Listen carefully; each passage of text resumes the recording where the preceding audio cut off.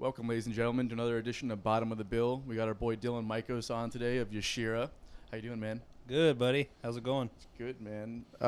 Before we get started, do the obligatory cheers. Yeah, cheers that claw. The claw. I didn't even open it yet. Oh, there you go. Wow. Oh, that's going to sound great on the mic. I'm sorry. No, it's going to sound awesome. So, fun fact for those who don't know, Dylan and I used to work at Guitar Center back in the day, like when I first moved to Jacksonville, and we haven't seen each other since. So, Here we are. This is a good way to break that ice again. yeah, for sure. Wow, Bill, where the fuck you going? Anyways, he's got somewhere better to be apparently. So I just want to mention a couple of shows that we got going before we get started here. Orange Blossom Review down in where's that shit at? It's in Florida. Lake Wales, Florida. Make sure you get your tickets for There's that. no 'cause whales in a lake, man. Come on. Where is Lake Wales? It's like Central Florida. No, think. I that's what I saw. Yeah, it's like somewhere like in Florida. Yeah, somewhere in Florida. Yeah. Yeah, the whole state. It's finally here though. It's in December. December 3rd. December 3rd. December 3rd, ladies and gentlemen. Make sure you get your tickets. They are going fast. Doing an all Christmas set. That's not true. Don't Yeah. listen to Bill. Yeah, for sure. And then we have New Year's Eve at Dog Rose Brewery. That's Woohoo. just finally getting announced now. So, Yeah. make sure there's no tickets for that one. Just show up, please. And then that's all I got. What do you got, Bill? Greenhouse? Anything? Greenhouse hasn't announced it yet, but we're going on a little tour up north to Atlanta and Asheville, and then playing in Jacksonville for a 3-night run. Oh, and then of course, No Regrets Festival. We're playing January 1st. That's somewhere in Florida too. Nice. Probably near a whale lake or something. Yeah. Somewhere in the state. Somewhere in the state. Yeah. But that's yeah. gonna be You're that's gonna gonna be have the to guess. It's a small state. You'll we had figure the it out. we had the first show of the new year, so making moves. You got anything coming up? Yeah, man. Yeah, we leave for tour actually in 2 weeks. Yeah, 2 weeks from now, and it's like a 3-week tour. Hell yeah. We start out in Florida, and we go up the East Coast and all around the Midwest, and then it ends in like Memphis and stuff. So that'll be our first tour, first shows in 3 years. Wow, man, that's amazing. Yeah, I saw that post that you put up, and I just get jealous. I don't even know who the person is or the dates or the band. I just see like I've got this many All the dates. They're right next to each other, and they're in these cities. I'm just like, The I bet it's gonna be amazing. So the routing jealous. on that tour actually is like so wacky. Like we start down here and we go to Columbia and then up to like the Cleveland area. I think Cleveland actually, and then we play Columbus. We go all the way to Chicago, and then at some point it comes back down to Atlanta, and then goes up to Asheville and then Virginia, and then we go to Memphis. Okay. So it's a little wacky. It's a little wacky. It's could be worse though. It's not terrible routing. No, we're definitely excited nonetheless. But yeah, I don't know. When I saw it, I was like, man, that seems like we're doing like a star pattern. It's very Yeah. strange. It's very metal of you. Star power. Are you guys booking yourselves or do you have an agent? We have an agent. Yeah. Okay, cool. The tour package agent did most of those. I think on the Florida shows, our agent took care of some of them. I'm not really sure how all that kind of stuff really worked out, but we were offered this tour from we're the opener on it, so we were offered it from the headlining bands to like have the opening spot. Oh, so hell yeah. They pretty much handle all that kind of stuff from that point. Right. Yeah, but we do have an agent that books us for shows outside of stuff like that. So. Awesome, man. Hell yeah. Well, congratulations on that. It sounds like it's going to be a lot of fun. Thanks, dude. I'm excited. So I want to talk about Yashira before we get into anything else. So how do you describe the style of music? Extremely aggressive heavy metal. Yeah. Like to put a good umbrella on it, That's just what I normally will say. Like, there's all those subgenres where you could go out and be like post metal, doom, like all this kind of stuff, but What's doom? doom is like slow, like stonery type rock music, you know, Oh, but okay. it's like much more, I don't know, apocalyptic sounding. Yeah, I don't get that vibe from you guys. Yeah, it has its moments. Like we like to like dabble into a lot of those subgenres and do a lot of different stuff. So Yeah. And where'd the name come from?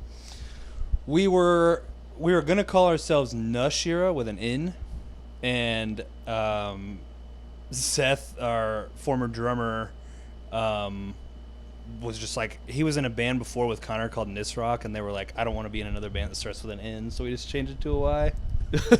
Cool. Yeah, that's literally the story. Really digging deep there, Yeah. guys. It's not like some Japanese name or anything, because that's what I saw on all your like pictures and everything. It's just No, well, we found out that it means like wealth in Japanese or something like that. That's pretty good. Yeah, it's cool, but like we thought it was a word we made up, and we did not look it up to find out what it was. Yeah. It just, who cares, you know? I think it's a feel great that. name. Yeah.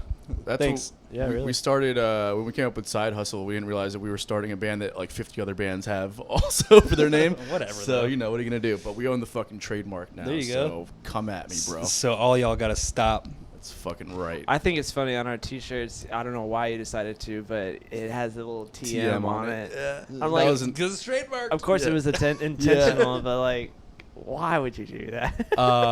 That part actually wasn't intentional. Full disclosure. I was kind of over. I was about to, when I was sending him the it looks logo. like you bought it at Target, and like George Lucas owns the rights. It's getting that money. Good. Okay. At least somebody's getting the money. I'm just saying. Getting that cabbage. Yeah.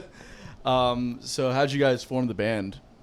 Luke and I had played in bands before together, and Connor and Seth had played in bands before together, but we've all known each other for like a really long time. We go way, way back with all of them, really. And both of our other bands were coming to an end, really. And I came to Seth with the idea that I wanted to do a band in the vein of what we're doing, and he was all in on the idea, and it was just him and I jamming one day, and he suggested Connor do it, and I was super stoked on that because I was a fan of their band that they were in prior, and like I said, I was in a band with Luke, so from that point I suggested Luke because Luke and I, we've been like stuck at the hip musically for a really long time. Like, I think the band that we were in prior to Yashira's been a band since 2015, and we were in a band from like 2012. So I've just been with him forever. I can't really imagine playing with any other bass player, really, you know? It's awesome. It's great to have that connection, especially Absolutely. the bass player. Because you played drums first, right? I played drums in the band that we were in prior, yeah. Right. Yeah, so to have that kind of connection with a bass player must be like just fucking perfect. It is. It's awesome. And he plays such a peculiar style. Like, he plays it like a caveman, dude. Like, you know what I mean? Like, he really hits it really hard. He hits like all kinds of like power chords and all kinds of notes. He's super creative, and it's really hard to come across somebody like that, I feel, you know? Totally, man. I think that it's part of what makes that instrument so cool is that it really has like a lot of capabilities. The problem is that most people don't realize like the full scope of what it can actually do because they don't think creatively like that. Absolutely. I And absolutely agree. I fuck like to me, like some of those the timbres you can get out of the bass, I try to get on guitar and it just does not work. Mm-hmm. You know what I mean? Like some of that, like the higher up kind of stuff where Yeah. you can get like, I don't know. It's just, I just love what you can actually do with it that people don't take advantage of. I feel like 90% of people that played bass just wanted to be in a band. Yeah. The other 10% are actually like, this is my life. This is a musical instrument. Yeah. Isn't that what most musicians are though? What do you mean? Most musicians just picked up an instrument to learn just to be in a band. That's not true. Really? I don't think so. Oh, okay, I'll give you that. I'll give you like, all right, 40% of people did that. Where are you getting your stats But from? 90% of those people Yeah, were let's bass look this up. players. Yeah. Better look this up. Jamie, look this up, Jamie. I'm just saying, like, if you think Find about out if that's true, Jamie. Yeah. If you think about it, and I'm not trying to say it, of course it's not easy to play, but if you're trying to sell it to somebody who can't play music at all, you're like, yeah, you can just do this guy. It's just one note at a time. You're like, I can do that. Yeah. Mm. What was that that joke that Matt Laffin was making when he was on here? I don't know. He was like, I was like, you asked him something about like how do you do what you do or some shit. He's like a ridiculous bass player. So, I basically just kind of like put like, you know, I finger right here and I just like kind of just move that note around a lot. You know what I mean? It's just like his whole fucking thing. He was just being ridiculous. Yeah, he's insane. So I'm curious as to what the band dynamic is like with you guys. Do you have like a band leader, or is it more of like a democracy? I would say overall it's a democracy, but in terms of like a lot of the communication with like the outside part of it, like the label and the agent and all that kind of stuff, that usually goes through me. But they're also in contact with all the other guys too. It's not like it's just me. You Gotcha. know? But yeah, most of that communication would go through me. But overall, I would say it's a pretty even playing field. Do you feel like that has like its downfalls that way? No, I can't imagine it being any other way, really. Like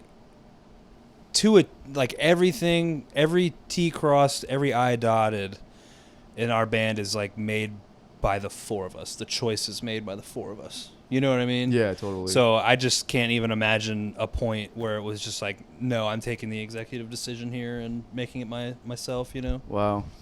That's Sounds great. Honestly. Yeah, that's wild. I wish I could relinquish some of that to the other guys in this band as well. Sometimes it's just kind of like you guys agree on everything. Like, how do you? I think it starts with the fact that we have the same vision mostly, so most of the stuff that we want lines up anyway. So there's really not much pushback. I mean, there are discussions and debates, you know, like those definitely happen, but we welcome that kind of stuff, and you know, it works out. Yeah, for sure. We do some of that too, though, right? What? Where we have like discussions about things that are going to happen. No comment. I'm I'm not starting anything on the recording, but yeah. What's the creative process like? How do you guys write? It's so much harder nowadays. Our drummer lives in Memphis, so Oh my no God. shit. yeah, our former drummer, he passed away like Oh. 3 years ago. So the new drummer we have lives in Memphis, and we fly him in. And basically, when Seth passed away, we all we had of the recordings, we had basically a whole album written, like it was like 9 songs or something, and we sent Ryan like these like shitty voice memo recordings that we had. Oh boy. But you know how fucking loud we are, so it was like blown out, just like you can't hear anything that's going on. So Right. it almost felt like we had to like rewrite the whole record from scratch essentially. And since then we will write like periodically when Ryan will come in town and we're practicing and stuff like that. And since the record's done and we all know it, and we basically spent a good year and a half, maybe a year and a half or so, flying Ryan back and forth from Memphis to Good here Lord. Oh my God. to like get it all figured out. Yeah. Fuck, And we man. would jam for like 72 hours straight, basically. Like we'd go home and sleep and then get back up and jam again. And Wow, just running the album basically. pretty much. Yeah. Yeah, it was a lot of work, but we were pretty determined to get those songs out. So, but the dynamic now is it's a little hard to say just because we don't do it a whole ton, but we just really sit in the room, and I'll be like, hey, I was fucking around with this the other day, you know, and we'll just build off of something, you know. Yeah. Connor will do the same. Hey, I've been coming up with this riff. Everybody does stuff. So, That's awesome, man. yeah. How do you feel like how do you get everyone to buy into to the vision in the way that you know you do? I think they feel it the same way I did from the get-go. I don't really even have to, you know, get anybody to buy into anything. They all understand the idea, what we're going for, the style of bands that, you know, we all listen to is very similar. At the same time, we all like branch away from each other in super different weirdo styles of metal and stuff, you know, but I think the ideas all mesh together pretty well overall. Like Luke has a very noise rock background to him. Connor's very like almost mystical type of metal, you know, and I'm a little more straightforward, have more of a punk influence, and Ryan likes the more simple, like straightforward beats and stuff like that. And when you put it all together, I think the band is a good example of what you get out of that, Okay. you know. Hell yeah, man. We should be a metal band now and just like start getting metal players to play with us. I would love to be in a metal band. Metal synth players get so much fucking spotlights. It's ridiculous. I'm serious. They really do. Yeah, man. I would love to. I would crush it at that. Because I'm not trying to fucking dumb it down by any means, but it's a lot of classical stuff, and that's kind of my wheelhouse. Yeah, I don't know anything about any of that kind of stuff. Like what anything is like derived from or anything like that. Like I'm so dumbed down to like. I think we've had this conversation when I was working at Guitar Center before. Like, it's just like, I don't know anything outside of what I'm doing. Yeah. Like, this is just what I do. I hear a sound in my head, and I just put it on the guitar, and I explain what I'm hearing. And, like, but I don't know where that influence came from or what's classical and what's not and stuff like that. And, Sure. You know. But my papa always said, don't be good at a lot of different things, be great at one thing. I don't even think I'm great at any of it. I don't know. Yeah, I think the record's great, man. I think I did too. Like when I was listening to it today, I kept on thinking like this isn't my cup of tea at all. But I was just like I get it. Like it's just like it's so clean. I don't know how else to say that. Yeah, the performances were so just like on point. Yeah, on all your parts, including your stuff too. You know what I mean? It's just and it made sense in its own way to the point where I was just like, this is good. This is good quality music. Period. Thank you. You know what I mean? A lot of the cleanliness of the record, I think, had a lot to do with Greg, the guy who produced it. Greg and Chris up at Silver Bullet. They really pushed us to our limit, especially Ryan, like our drummer. He spent 9 days on drums. Good Lord. Yeah, and he was getting every hit right. Like, he was not letting Ryan out of that room until Ryan played the part right. Yeah, you know? that's awesome. And when you're going through it, you're kind of just like, fuck, this sucks. Yeah. But when you hear it all back, you're like, fuck, this is awesome. Yeah. You know, like... I hear so you, man. I think it was all worth it in the end, but I appreciate the kind words. It's always worth it in the end. I am the biggest proponent of like just fuck the budget and just go for it. You know what I mean? And like I'm like we're releasing a documentary with the last album that we just put out, and I'm like going through all this footage of like being in the studio and stuff, and just like all the shit that we were going through, and it's just I don't know, man. Like it's just to me. Like obviously money is a factor in everything that you do, but at the end of the day, when it comes to being creative, you want to try and put out the best product that you possibly can. Right. You know, you want something that you can be proud of. And, yeah, of course. You know, I don't think that should be sacrificed for anything. So I'm sure the 9 days of like just tracking drums was 100% worth it. Absolutely. Yeah. At the end of it all, Ryan was like basically dead at the end of it all. Yeah, you know, just just zombie. Like, there's nothing left. pretty in your brain. much, dude. Like his mind was exhausted. It just felt like the soul left the body. You know, but like worth it, dude. We listened back to it and we're really proud of it. So the like that feeling of like listening back to stuff and where you're just like, am I really like that fucking bad? Yeah, like that's how I feel when I listen. Or that's how I feel when I listen to our older records. Like, I'm like, man, these are like so sloppy. Like, we didn't go back and fix any of this stuff. Like that riff, like me and Connor are playing something totally different. Well, it's all a learning experience, right? Yeah, That's the punk side of the band shining through right there.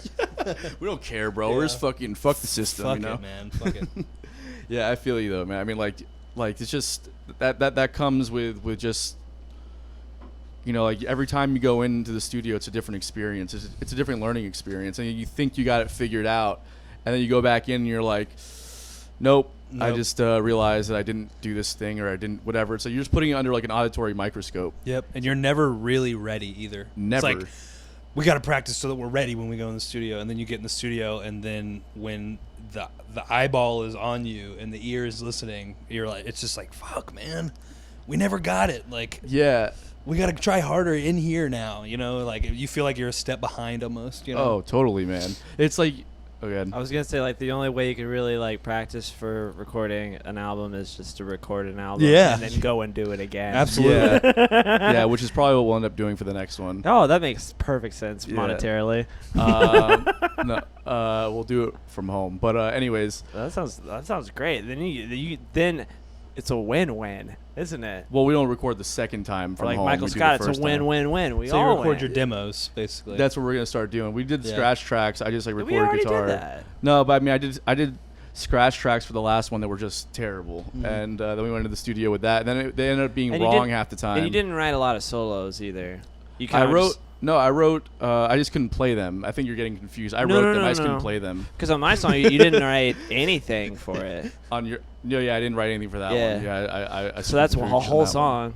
Yeah. So no solos, man. Come on. I didn't write the solos You didn't write on that anything. one song. I wrote the solos on the other songs, but I just couldn't play them. That we was the wrote his guitar part while we were recording it, which was a great experience, and I've loved how it came out and everything. I was Yeah. actually going to bring that up. Like, those kind of things are actually kind of fun because we had demos of the whole record when we went into the studio.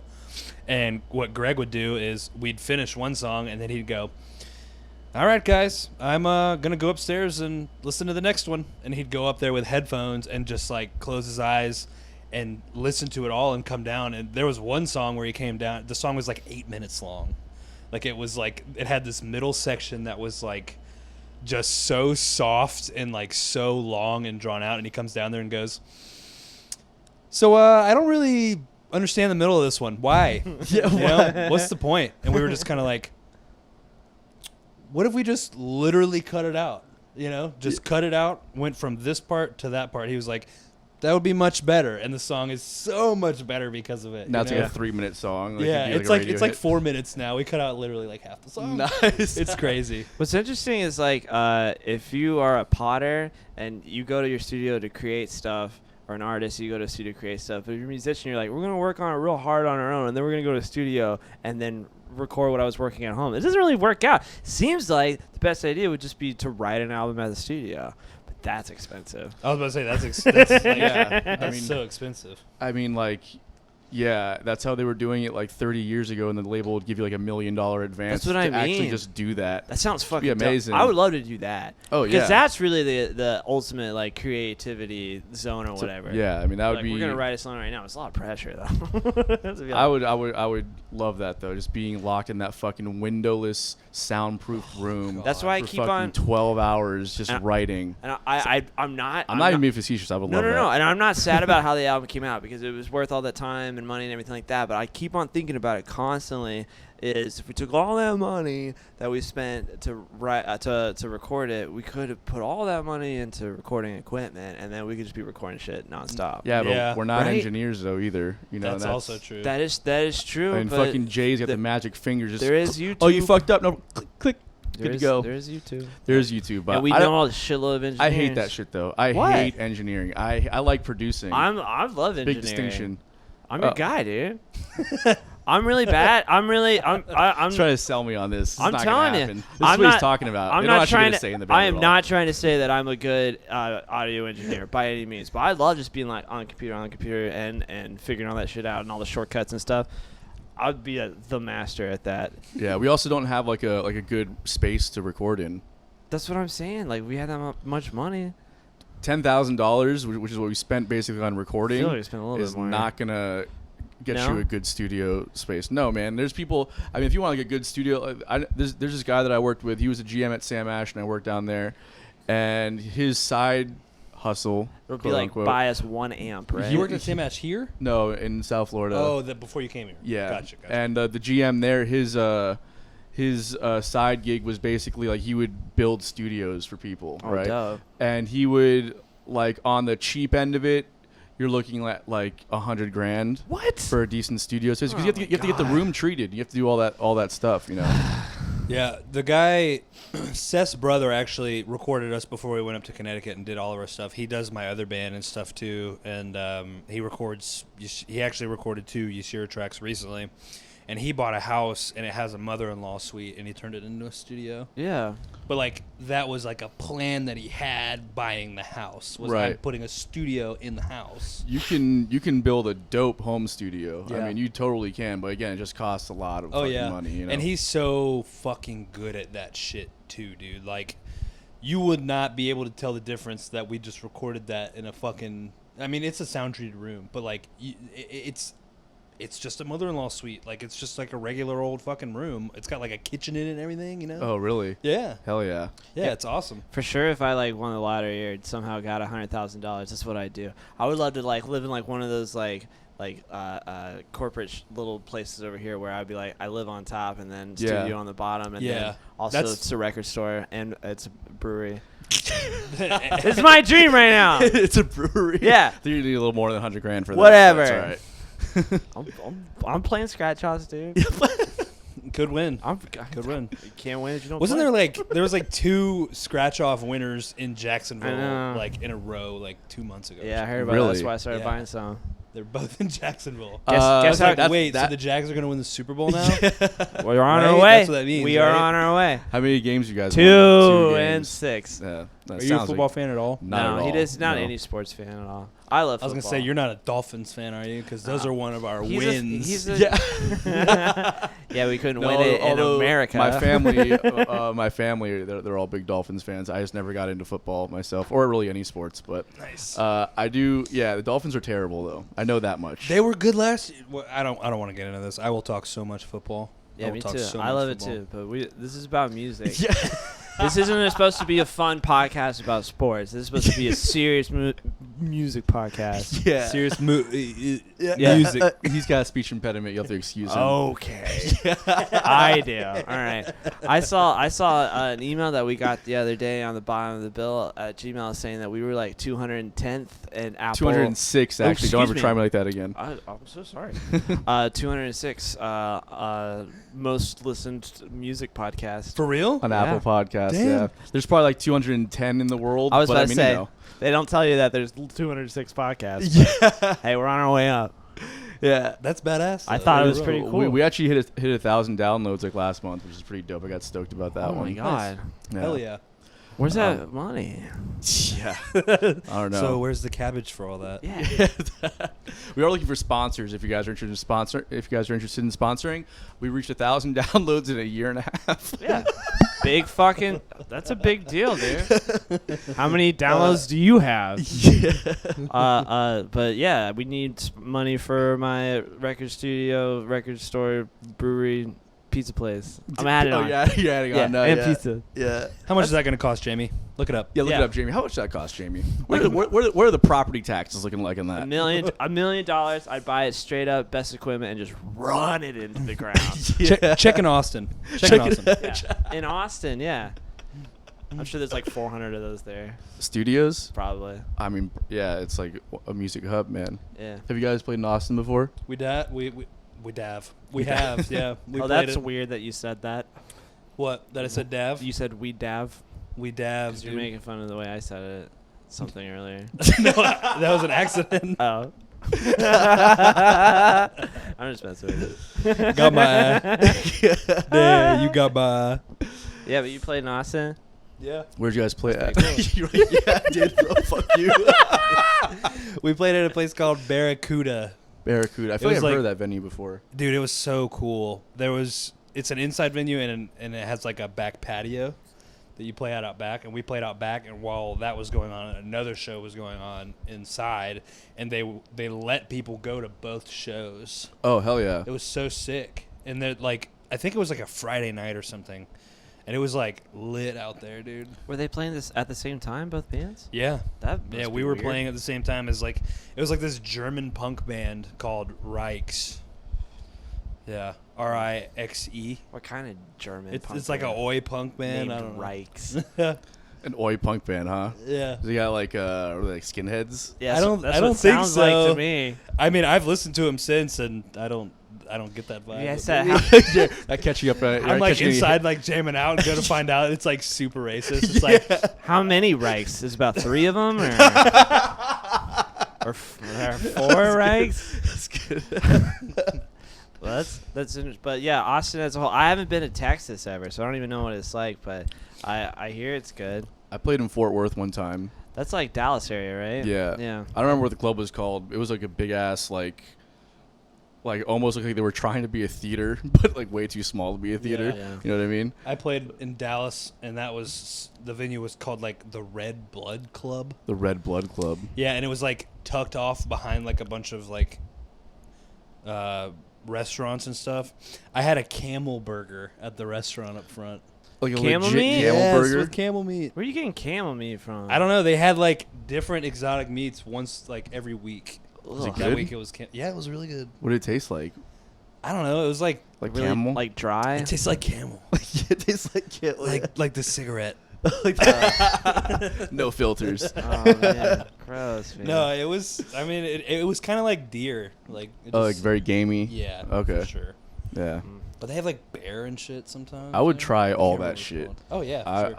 I'm into Would eating you all try that. human meat? I would try human meat. Oh, We talked no, about this. that's disgusting. It's one of my unpopular opinions. I would definitely try human meat. Oh man. If I knew that it That's was fucked killed, up. if I knew that they died in a humane way and they didn't die like through some kind of like poison and shit What or do you whatever. mean? And they were like, yes, Humane you way. can eat a part of me. Hold Yeah, up. if they like signed like, Like, like they how you would naturally donate your died? organs away, right? Like you won't because you have a conspiracy theory about that, right? Yeah, of course. But like, It's not a conspiracy theory. It's a spiritual belief that I have. but I'm saying like if you sign away, Yeah. like on your deathbed or something, or even like whatever, it's like, hey, well, would you donate your meat for food for consumption, for human consumption?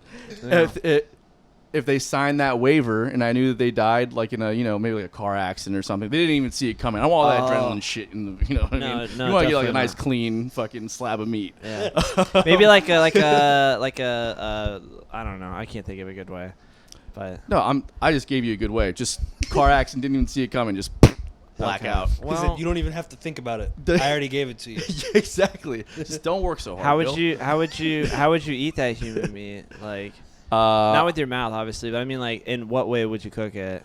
That's a good question. And what actually. body part? Maybe grill. I think I'd grill it. Nice Grill- rare, but like nice that's rare like human thigh. were you talking like a steak? Dude, Good think steak, about yeah. the think about the difference of like texture between like a fit person and like a not fit person. Yeah. Shit like that. Gotta be crazy. Oh yeah, I mean, I definitely want somebody who's probably like more on the leaner side. I don't want like a fucking like a Joe Rogan. You know what I mean? That's a little too. No, that's lean, like I eating think. gorilla meat. Yeah, but but like maybe like a I don't know who's kind of like halfway. Halfway. Maybe like a I don't know, like a Kevin Hart or something. You know what I mean?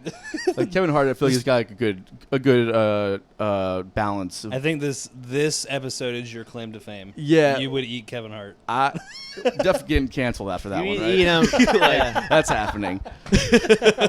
You eat him right out, man. Whoops. That's gross, man. Yeah, I couldn't. If I knew, you probably could like feed me human meat and like not tell me it was, and I wouldn't notice. But It'd- if it'd you be told like me it pork. was, I'd be like, fuck no, that's disgusting. It'd be like pork. You've probably eaten human meat before. I don't you don't think know. I'm pretty sure. You don't know though, right? No, I don't. But that part from Gangs of New York where he says, "The closest thing to the flesh of a man is the flesh of a pig." Yep, yeah, that's true. Daniel Day-Lewis, he's the best actor that ever lived. Well, the best One of actor that ever lived just told you probably taste like pork. So It's the closest like consistency. So everybody's just a walking strip of bacon ready probably to go. sounds good. I'm into it. Ooh. Who's on I board? feel like Americans are very pork-like. Yeah. Yeah, Yeah. I think so. They just fucking get all muddy and gross and just fucking flop all over the place Yeah, with no dude. consideration for anybody else's space or well-being. Would you eat me? Yes, I would eat you. You would eat me. No, I wouldn't eat you. I'm just joking because you got a little too much flab going on. Oh you know yeah, what I mean? for sure. You don't You're want a to little- fucking you're a little like fat. I like some meat like roasted that. Bill belly, bud. That sounds good. Oh, you like Bill Belly. Bill belly. That's a good menu item right yeah, there. there you Good- go. good- Roasted Bill belly. You're a little too fat for me. Okay. I'm a good size. You're a good You size. and me both, bro. Hey, you don't see me calling you fucking fat. 'Cause I'm not. Oh, Right. Yeah, I'm talking whatever. I'm saying we're nice people. Oh. Yeah, no, I'm not nice. You're rude. He's not. I'm not a nice person. He's not. I Yeah. know. That's why I liked him so much when we were working at Guitar Center. Oh yeah. 'Cause Yeah. He was so like mean. Yeah. It's like I like this guy. It just clicked right away. I think there was one time we were talking in the break room, and then you said some shit, and I was like, "You want to go fight in the parking lot, bro?" And we were just like, "Fuck yeah, I'm down to go fight in the parking lot." That's just the kind of relationship we had. Yeah. We gotta get back to it, bro. Yeah, man. We're already at step 1 right now. Getting drunk on a podcast. Yes. It's fucking Talking about eating Kevin Hart. yes. Oh man. and not That eating was- me. You know how fucked I'm not up taking that it is? back either. You're not? I'm standing by it. I'm doubling down. Hey everyone, just want to take a second to talk to you about one of our favorite music venues, Blue Jay Listening Room. Blue Jay is a space for true music lovers where every ticket is a backstage pass. Silence your cell phones, enjoy a nice glass of wine or craft beer, and be part of an intimate experience unlike anywhere else in Jacksonville. Hear national and local artists sing their original songs and share the stories behind them in a space carefully curated for the premier show-going experience. I personally have seen some of my favorite shows here, as well as having played with some of my heroes. Not only is Blue Jay a wonderfully unique experience, it has become a staple in the Florida music scene. Mention Bottom of the Bill on your next visit and receive 10% off your tab. Blue Jay is located at 2457 3rd Street South, Jacksonville Beach, and be sure to check out www.bluejayjacks.com for news, ticketing, and events. Yeah, Philip. Let me ask you more questions about your band. Do you like being in a metal band? I love it. Really? What's your favorite part? Hanging out with my best friends. See, I was gonna say, for being in a band, it definitely what everybody sees is the hour you're on stage together and the music that you make. But really, it's so much bigger than that. Y'all play It's- for an hour? How long do you About play an hour for? and a half. We play for Sometimes. like 25 minutes tops. Oh, that's right. Yeah, 'cause that you're a scene metal works band. different. We'll get I- into which- that. That's definitely Yeah, a it's question I definitely gotta gonna be ask on about the- why do you play for that short? But anyways. Yeah, I don't really know. Oh, we're gonna dig in. But yeah, Big. but it has to deal with like. I'm sure there's been bands where people don't get along, but at some point they did. Yeah. I would love to see like bands. Well, most of the bands where you kind of know they're like super groups or something like that. They're just trying to make money or whatever, or like pop bands wherever. Like they're not really friends in real life. But you think Bruno Mars and Anderson .Paak are like best friends? Maybe a little. I don't. Maybe they I probably don't. they're probably friendly at the very That's very what I least. mean. Yeah. But they're not like brothers and stuff They like do we are. Silk Sonic together? Yeah, which is Nice. fucking. Speaking dope. of, we haven't even talked about the new song that came out. The skate one. No, the Smoking Out the Window song. There's a new song. Oh my God! How am I the first person to hear before wow! you? That completely Have you heard it went either? flew under my radar. Yeah, man, it's pretty good. Was as good as Leave the Door Open because that is It's fucking. it's up there. It is very good. I really like the lyrics a lot. They're really funny. But the music video is just all of them like they're like trying to be what's the word? Not catchy. When you're trying to be like corny. They're being corny about it. Yeah. They're all smoking cigarettes. I'm just like, this is stupid. Well, but other than that, it's a really great song. part of it's. I'm sure that there's an aspect of it that's a little put on, and that there's a lot of money that goes into those productions. I So get and like the marketing campaign. So obviously, there's a lot of what you're seeing that's formulated, right? But Yeah. you have to get along on some level to be able to work together in that kind of capacity. Work together, you I know, but being in a band, it's I don't know, it's heavier than that, I think. Yeah, totally. Because it's literally like you have to fucking sleep next to the person. Oh, yeah. In bed, Yeah. especially Oh, yeah. if you're not doing well. Billy's my cuddle buddy Yeah, that's true. on the road. I Buttle don't. buddy. Buddy, yeah. When I have I- a speech impediment also. Whenever, It's real. don't say also. I don't have a speech No, you do too, though, No, right? I don't. I'm just from Kentucky. It's where we talk. But when I sleep, I don't move. I just and fucking pass out finally because I'm moving all the time. But when you sleep, you just are like a fucking flipping a flapjack Yeah. over nonstop. Got a and lot then of you try anxiety. to cuddle with me. Is that the van you guys drive? That's up a there? hustle bus, bud. The hustle bus. Yeah. That's a good name. We Yeah. call ours the Yash Wagon. The Yash Ooh. Wagon. I like that. Where's that come from? I don't know. The One of us Yash just Wagon. said it. Oh, yeah, with the Y in the front. I thought you said Yeah. Ash Wagon. I was like, No, why do you yeah. call it that? Yeah.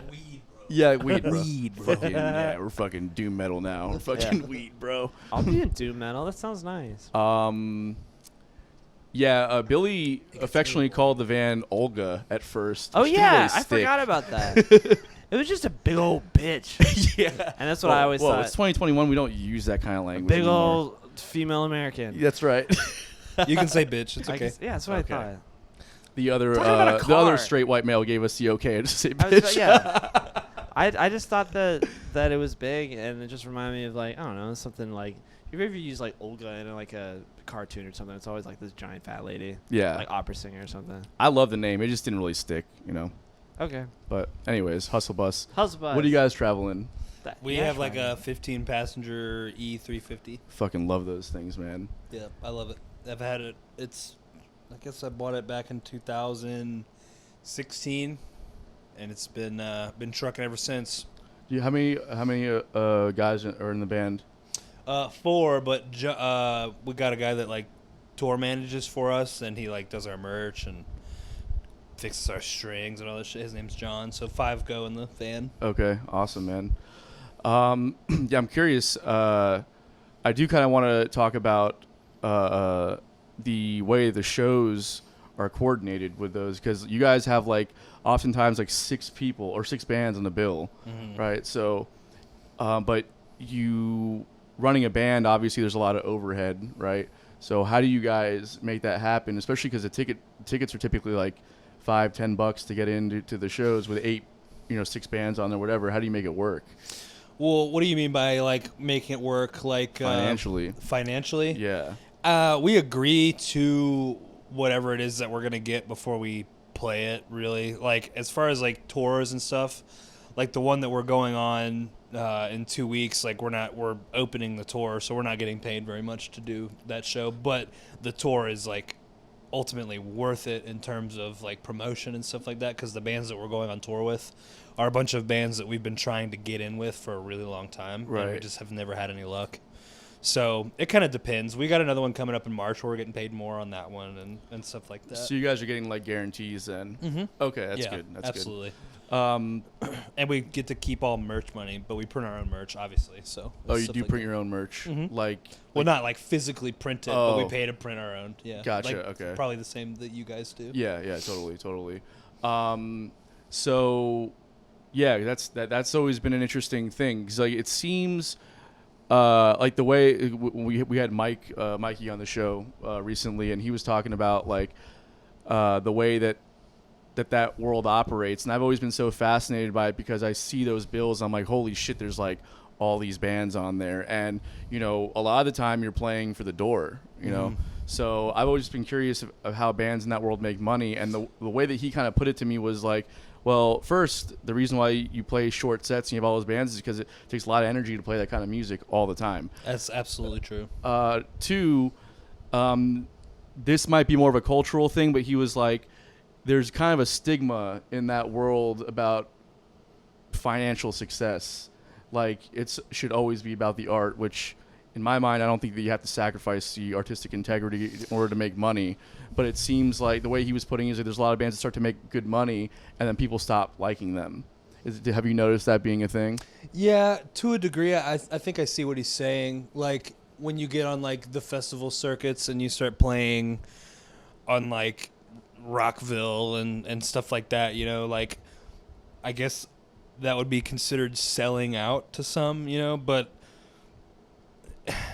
that kind of stuff shouldn't matter to you, like as a band. Like if you want that success and you want it to be about money and you want it to pay your bills, do it. You know what I mean? But as far as Yashira goes, we know it's not going to pay our bills. We don't do it for that. Like we do it because we just love being around each other and we love writing the songs. So like when we get the money, like that's just like a top end on it. You know what I mean? Right. That's fucking awesome. Yeah. Yeah, that's great. I wish that there's just like that is such a hard thing to find, especially, I mean, I feel like that attitude is so much more prevalent in the metal scene just across the board. Like people, like that music is so specific where I think that the people that play it are really like just, you're either like all in or you're not, There's no like in our scene, it's like, it's different, what I mean? Which scene? The jam band scene? Yeah, the jam scene. I have to disagree with what you're saying right now. I'm not saying those people are married to that life. I'm not saying that the fans and the supporters don't play shows aren't for grilled cheese sandwiches, and you know it. Yeah. I know. I'm saying that we're the exception to the rule in a lot of cases. Oh. Are you guys considered a jam band? Yeah. Technically, Really? we operate in that scene, but we're not really a jam band, and we have like moments where we improvise, but most of it's pretty. We're really good at improvising and being a jam band, especially at our cover shows. Oh yeah, it's all we do. Which is all we ever do. Our bar gigs. And then when we play our real with Side Hustle, our real band, then it's more just So you guys play cover shows on Not- the side? Not as Side Hustle. It's under the moniker the Hangout Express. So we like to hang out, But our That's cool. our cover But- band name was called Side Hustle, and then we were like, that's a great name. Let's just call our band that. Do you guys do that to like? Does that help you pay your bills? Oh, It's- that's the way we Well, finance everything. it funds the original band, Yeah. you know. That's fucking awesome. That's So- a great idea. Yeah, so like we do it under a different name so we don't saturate the market, and also just people don't get the wrong idea about what the band actually does. But then at the same time, bars pay you good money to play, so we all take a pay cut and take the majority of that check and put it into the band fund, and then we can go on the road and buy studio time, whatever we need to do. We can afford all those things that we need to be able to do to do the thing with the band, So that's an how we awesome do it. idea.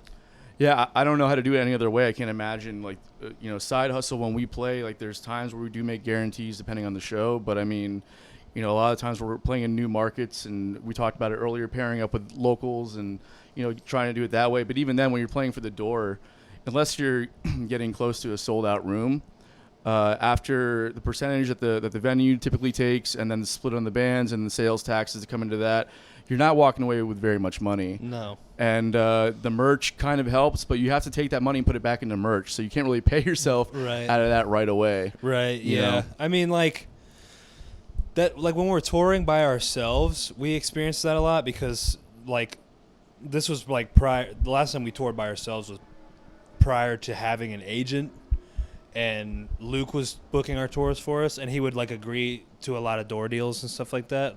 And like, I know what you mean. Like, when 15 people show up to the fucking show, like you're not gonna get a lot of fucking money, if any. Right. Like Right. so it's just like, if all of you guys buy a T-shirt, we can make it to the next place. Exactly. Like Exactly. it's pretty tough. But for us, like, do you guys do the cover band as work? what do you Like, mean? is that like your jobs, or do you have other Oh, jobs? he's I do. full time. I have do a full-time, yeah. I have a full time job that I do. But as far as the cover band goes, he just does solo stuff. Oh, I do like- mostly solo stuff. Yeah. that pays. I keep all that money. Yeah. 'cause, like, That's that's his what I have job. to do. But the band plays like, once or twice a week as a cover band as the Hangout Express, and then that's however much we get for that. We take a percentage, or everybody gets a very small cut of that, and then that all goes back into the band. And it's fund, usually you like know? Fridays and Saturdays because for the band, because most places they're not gonna hire a full band on like a normal like Tuesday or Yeah. Wednesday or something right. like that. Yeah. So that's what we do, and then we all just take a pretty big pay cut, and then especially and Yeah. then Worth Yeah, it though. put It's it all totally in. worth it. I wouldn't Otherwise we change couldn't. anything, man. Otherwise we couldn't pay for fucking anything. Yeah, Mhm. that's why we have merchandise. That's why we have a van. That's why we can go get hotels on the road. That's why we have an album. That's why we have an album. It's how we afford the marketing campaign for that album. It's how we did. Just everything that we do. You know what I mean? It's cool that you guys have a representation that can negotiate on your behalf. It makes a big difference when they don't have a stake in the art itself, right? Mhm. It's like they can go out there and be like, "Hey, this is what we want," and then it's like, "Well, no, we won't give you that, but we can do this." They don't care. Like your representation doesn't care if the person says no or not. They don't see it as them rejecting your art, right? And that's a problem when bands negotiate on their behalf. It's like, I know how business works. I get how to negotiate, and I know how the numbers work. But part of the struggle with being a self-managing and self-booking band is that like I want people to hear my shit.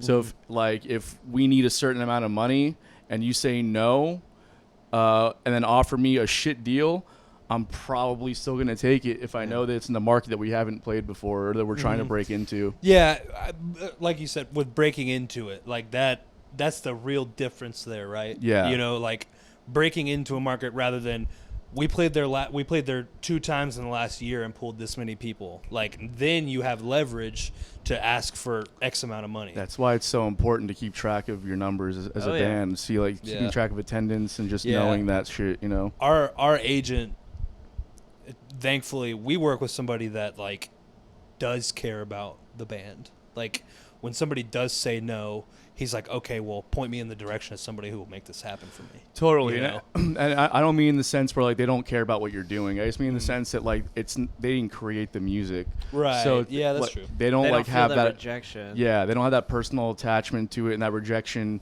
that they feel when somebody says no. It's like they can just keep on trucking. They'll still get you something and they'll make it work for you. But like, because just, you know, we're not fucking business people. We're musicians and we're artists, right? So it's like we just want to play. Yeah. Like that's all we want to do. And I will like do that. And that's a terrible business model to have. Yeah, and it's also it's a weird dynamic to like be in a band and like beg to play somewhere. Yeah. Like it's just strange. It's like, why do you not want me to play there? Yeah. You know, like I'm asking you, like, why, like, I mean, not to say like my band is awesome and you should want us to play, but it's just like, it's more like like the model everywhere. Like, hey, can we get this show? And they just like ignore you. And you go to, you go to the next place and like, and then you go to find out that the place didn't even have a band play there that night. Right. And it's like, they didn't have anything going on. They could have just said yes. You could have come through. You could have played. And it just, they don't care. Yeah, you feel like Greta Thunberg. How dare you? Yeah. Yeah. Well, I mean, part of the reason why they don't respond or they don't want to book like an unknown band. Cocaine is the reason why. Is because it Cocaine. could cost them money to put that show on, Yeah. right? So it's like the venue's like, all right, well, if it's just you and then you have like maybe like a local opener or something like that, or you open for a local band, if you guys get 20 people out here, I'd rather just not open the doors, honestly, because we got to turn the lights on. We got to hire a sound person. We got to get a lighting person. We have to hire bar staff. That's a good point. We have to do all these things. So if you can't guarantee that this many people are going to show up, we'd rather just not have a show. That's why you got to play those fucking bottom feeder shows at first. Yeah, In those markets, like, get your name out there. Absolutely, man. Is that what you were doing? You were paying to play? Paying to play? Is that what you just said? I'm sorry, I missed. No. We never paid to play, but Oh, I mean, okay. there were some shows where we didn't get fucking paid. I haven't either. jack I was shit. just well, of course, yeah. Yeah, and Most it's of just our like, shows. I mean, there were, I can't remember exactly where we were when it happened, but we were in, it was actually on our last tour that we did. We played up in Richmond, and the promoter like brings me to the back, and like goes over this sheet. No one was at the fucking show. No one was there. I'm pretty sure we played in front of the band we were touring with. Yeah, you know. been there, yeah. And he brings me to the back and like starts showing me these numbers, and I just like cut him off in the middle of it. I was like, I know no one's here, man. You don't gotta go over it, you know. And he was like, I just wanted to let you know that, you know, we technically lost money, and it said -50, and he like circled it, and I was like, you asking me to pay you? And he goes, no, we're just eating it. I was like, okay, like, yeah. I could have just honestly I figured that was happening. Could have just got in my van and left, you know. I wasn't gonna come up to you even ask. Yeah. You know? Like, yeah.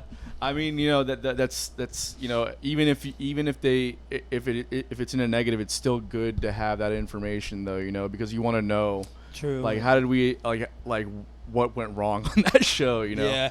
Like, I mean, a lot of that has to do, like, when you're touring, a lot of that has to do with them, because like, if you're new and they took your show on and they didn't promote, because I know that venue did not promote. Yeah. Like, I know for a fact the venue's awesome. I played there in another band, like when I was actually filling in for Rhythm of Fear, and we played there, and it was crazy.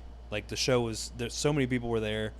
It was on like a bigger tour that they were starting that night, and but when Yashira went back, it was just like, when you walked up to the venue, like, there was not even a flyer. Like, there was like a list of shows going on in the month, and it wasn't even on it. And I was like, how do you expect there to be people here? You're supposed to be a partner with them, you know what I mean? Yes. It's not just be like, yeah. you don't make me money, fuck you. Like, Yeah, that is together. That is how it seems. It like seemed there. It doesn't seem like that everywhere. You know, there are some places that will take really good care of you and try really hard. You know, and like those places need more props.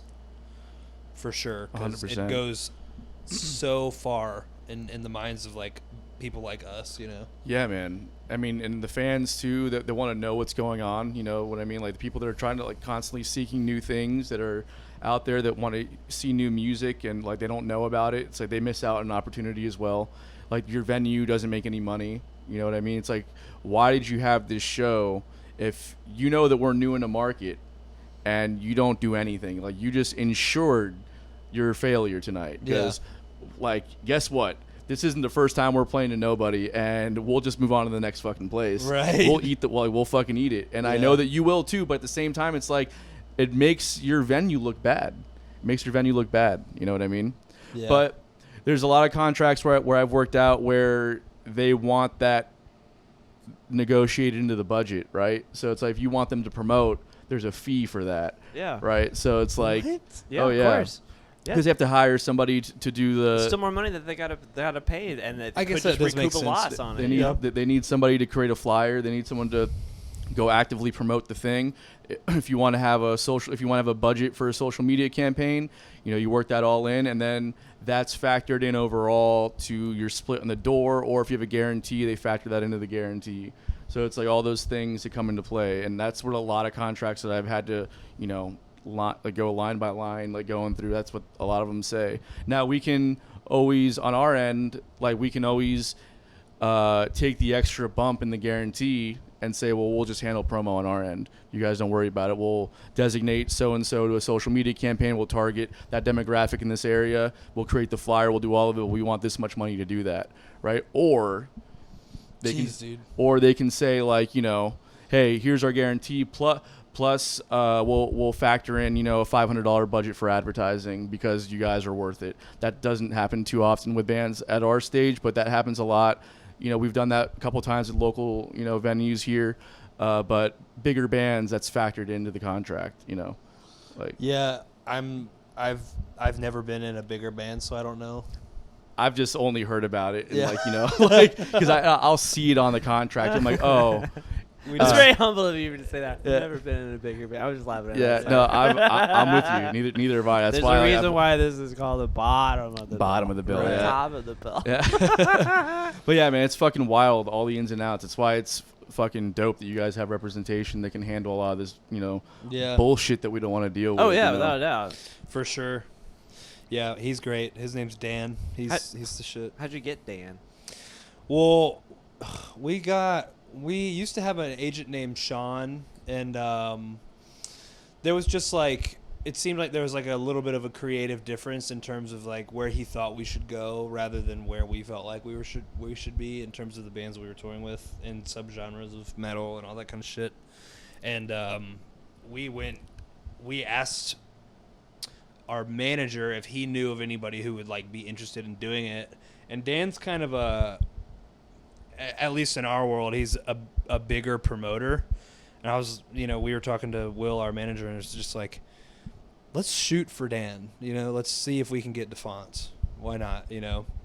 And he was just super interested just because he liked the band, not because we had done anything, but he was just a fan of the band. So we've been with him ever since. That's awesome, man. Yeah. I mean, to find representation that really believes in your vision and that goes to bat for you, that's awesome. Yeah, and Sean, the agent that we had before that, he definitely like backed us, liked the band, and like did everything he could to help. But it just seemed like it was just like, yeah, I don't think we're on the same page here with where we're supposed to be. You know? Right. Which is important because like I think that a lot of bands have this idea that once you get an agent or a manager, that somehow your work kind of like stops. But really, like, they're a tool for you to use. So you have to really be on board with that thing. They're not going to drive the ship for you. Oh, absolutely not. Like they're following your lead. So you have to, you know, explain to them what's happening, and like they might have a different vision. But at the end of the day, like they have to do what you say. That's why they're getting a cut of your business, right? Yeah. So it's like, yeah, man. So it's cool that you're able to find somebody now that doesn't have, you know, those creative differences. For sure. I'd love to have an agent for our band. Yeah, it'd be amazing. It'd be great. That's what I really was trying to ask is how did you like pitch it? Like be like, hey. Our manager did. Yeah, that's what a manager does. Yeah. Oh, I see. Yeah, and our manager has like he's got a lot of pull in a lot of places. We got lucky to even find him, and you know I use the term manager loosely. He's a guy that found our band through this fucking competition with Converse. He's a record producer. Mm-hmm. And he found our band that we entered into this contest, and he heard us, and we went up to Brooklyn and recorded a song with him in the Converse Rubber Track Studios. Wow. And ever since then, we've just been in touch with him, and he always just like helps out. But he's really, it's more of like a handshake deal than anything. Okay. With him, like he just has a lot of connections, and like if I go through him and I call him our manager, you know, but like on paper, I don't know how true that really is, you know? Yeah, I feel you. But like he's done a lot of stuff for us that a manager would do. So all things considered, I guess he is. But I mean, we have a similar situation. We have this guy, David, and his wife, Michelle, up in South Carolina. 313 Productions. 786 Productions. Sorry, I thought they were from Detroit. Sorry. So they found us randomly, like on online. They reached out to us, and I was like, this doesn't seem real. And then either way, they didn't have a lot of background in music, but you know, David's grown like several businesses and just understands business, you know. So he's been able to like, you know, speak, like act on our behalf in a lot of ways, but also give me a lot of insight into how to like run the thing like a business. And then through the way that he's done things, he's made a lot of contacts and has been able to hook me up with a lot of people that are like very good in our scene for us to be hooked up with, you know.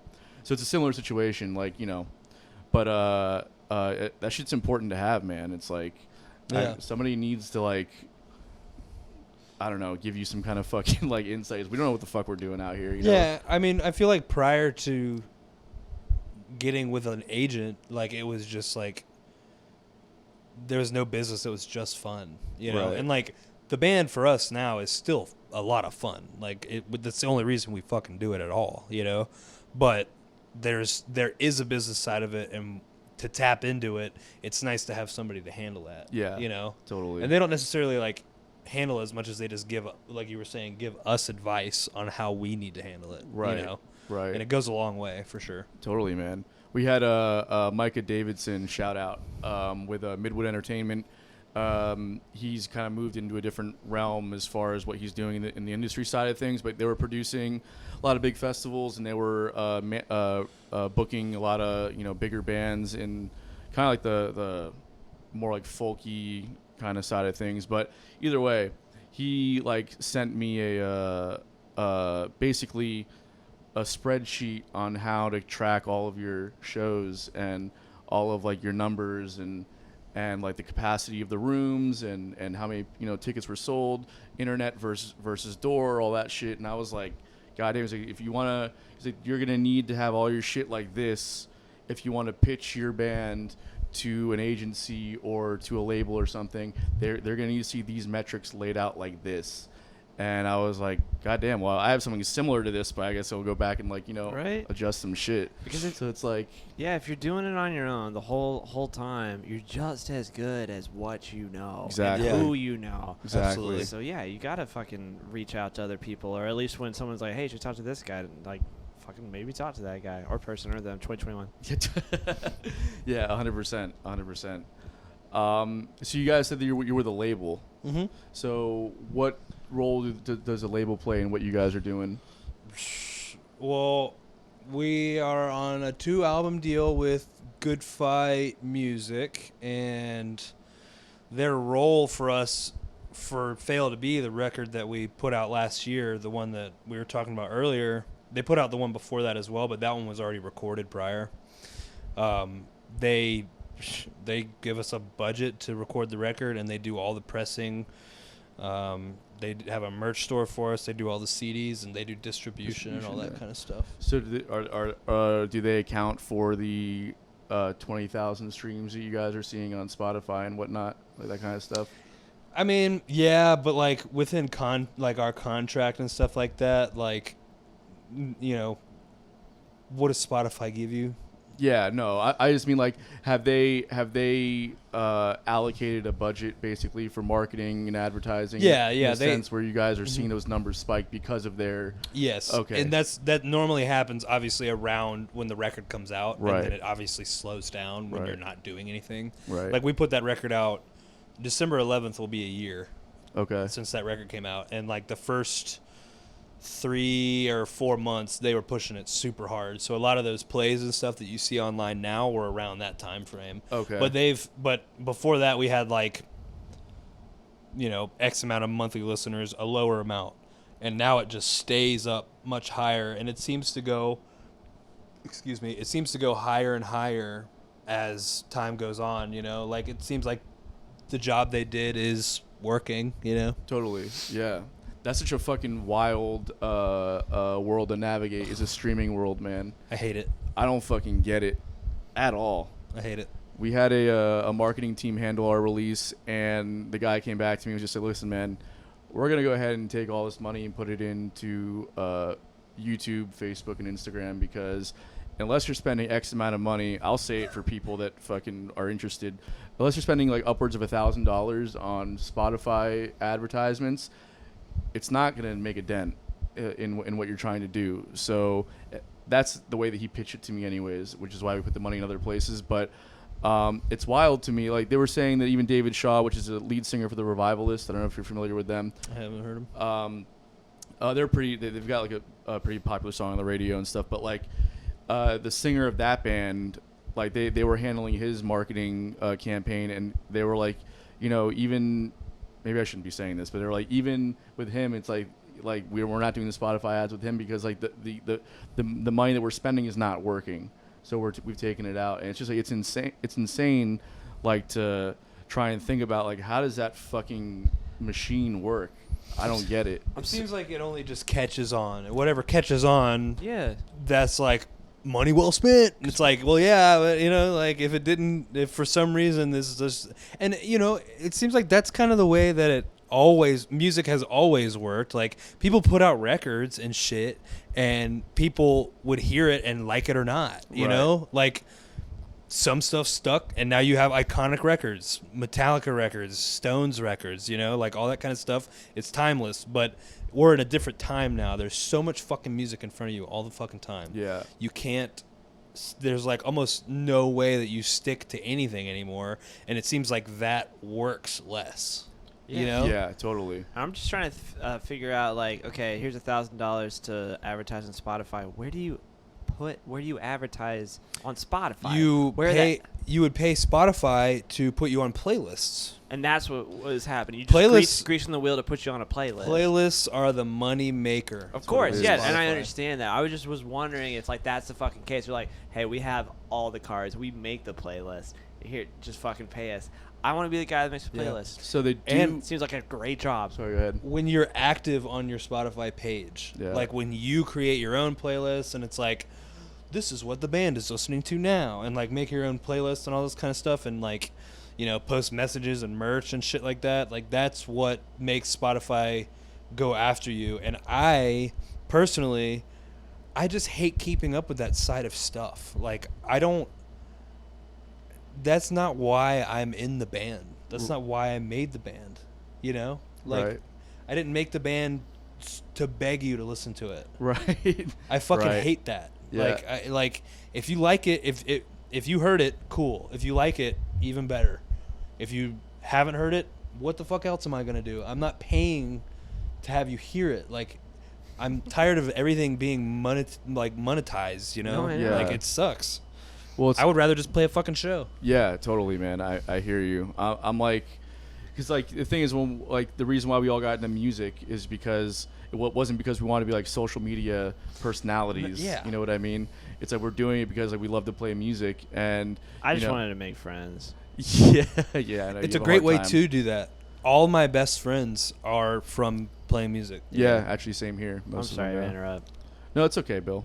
That's what you do, right? Yeah, it's kind of your thing. That's friendships. It's friendships. Friendships. We're not really friends. We more just kind of put up with each other because we're in a band together. We have a different relationship than what you guys do in your band. We're friends, but okay. We're not. I hate to break it to you on the podcast, but You guys really a band broke up because they all like each other too much? Like it's like we just like each other so much so we can't be productive. So we have to just break up. All we ever do is sit around, man. We don't do anything. Oh my god. That sounds like the life, dude. Yeah. Yeah, why would you start a band if you had a lot of friends and we're doing really good? Seems like a lot of torture. Yeah, that's what I did. I had a lot of friends and then decided I wanted to be a musician and started a band and left South Florida because I had to get away from my friends. Love you guys, but you were distractions. That's true. It has ruined a lot of relationships for me. I will say. Totally. But in a good way. Yeah. 'Cause fuck you, I don't need you. No, I mean but yeah, man, it's like this whole like now like learning TikTok is a thing now, right? I refuse. You refuse, I know. I like, you know, I'm a fucking sellout fucking asshole. I'm just trying to like be a musician. Are you a TikToker? I mean, not very good at it, but yeah, I'm on and I like put shit up. They're just hoping that people watch it. It just doesn't work. You know, but hoping like, it fucking gets some traction and sticks, like a viral TikTok video, dude. Yeah. That can be it. That I know. That could be the that thing. could be your lottery ticket. You know? That's what I'm fucking just like, you know, I don't know how it all works, but I'm trying to figure it all out. Like you know, our generation is like the fringe generation, right? Where we came up without the internet.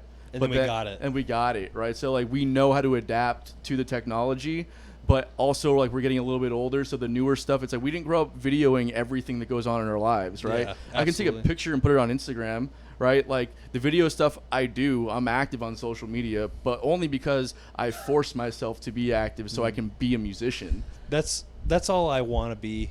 Yeah. You know? And like I know you feel it. Like you don't want to be like having to push all this kind of shit like all the fucking time. Like you want to just play your shows and you want people to just walk by, see it, hear it, and walk in. Yeah. You know what I mean? Like that's the perfect way for it all to work. But like I just, in a way, like we kind of refuse, like as a band, to like play into the social media thing. But I feel like our goals, like specifically like between like y'all's band and ours, is a little bit different in terms of like we all have like other stuff that we're doing and we're not trying to like make it with this, you know? Like you guys are so much more accessible than what we do, like in terms of like you guys could make it and you could make a lot of money. Metal bands are so capped. Yeah, you know? that's what I actually did want to kind of ask you about the scene, is that like what is the metric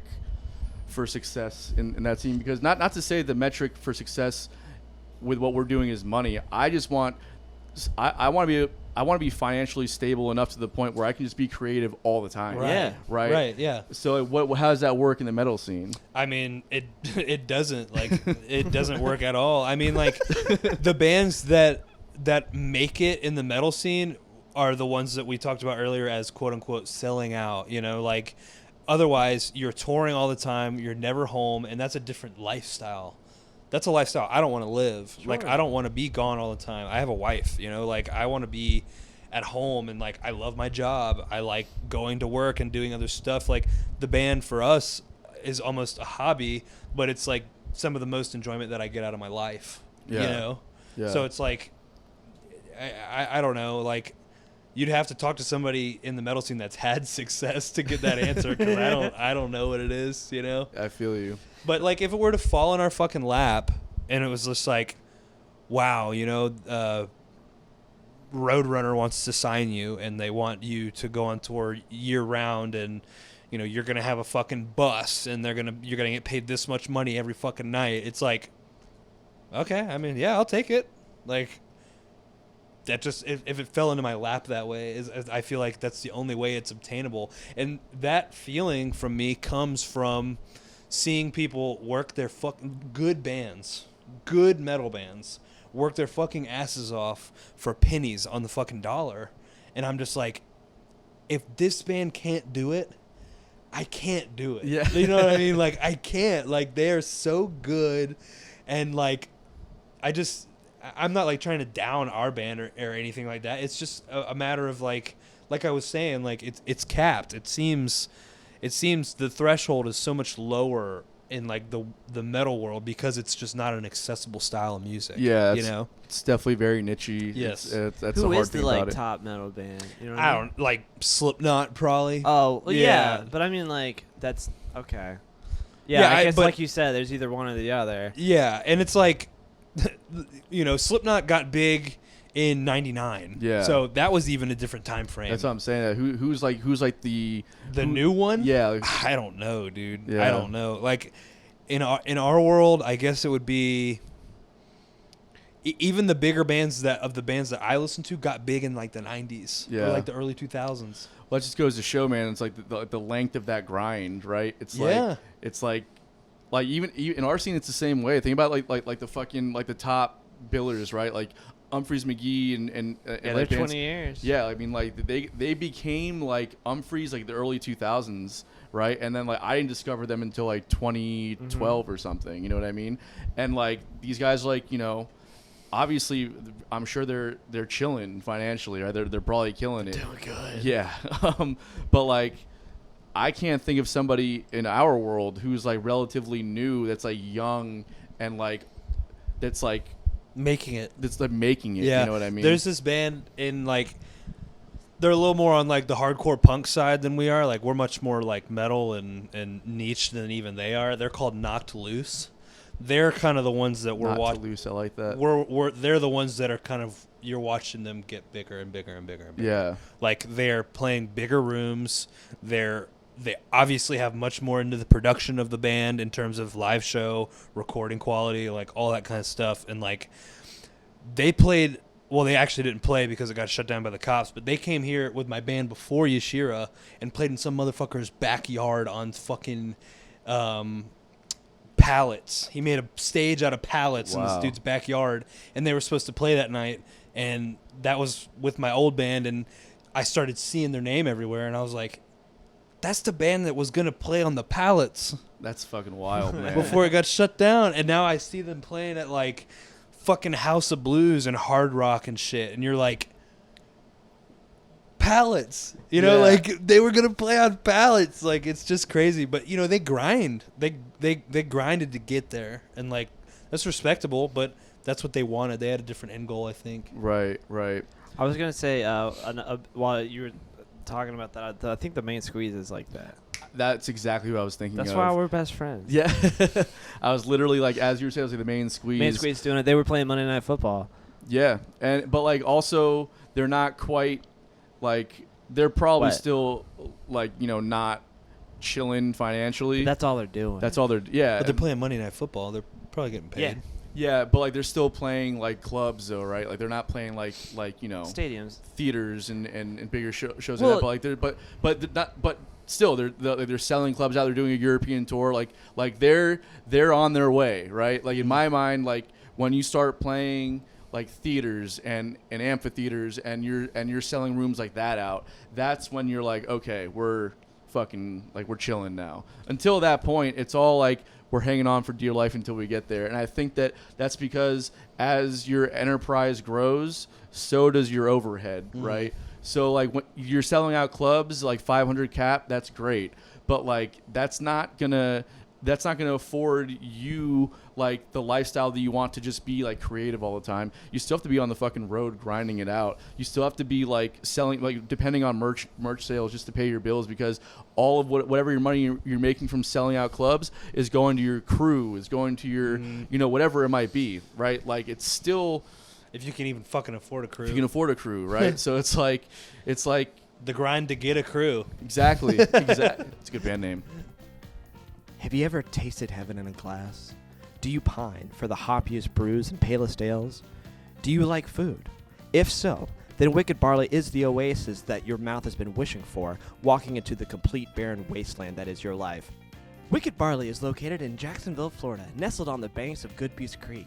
Wicked Barley aims to provide its guests with a wicked experience, offering over 18 house-brewed beers, ciders, and meats on tap.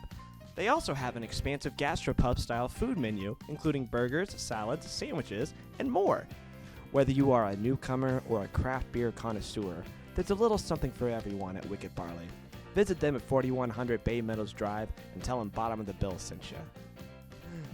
Yeah, it is interesting to me, like all of it in a nutshell. It just seems like the only way, well, making it or whatever, to me, really is just like, this is my job, and like putting that on your fucking resume, not like you're ever gonna get hired anywhere else again, but like that's my job, is to be a fucking, entertainer. Like, that's great. Have you guys ever heard of the band Under Oath? Of course, yeah.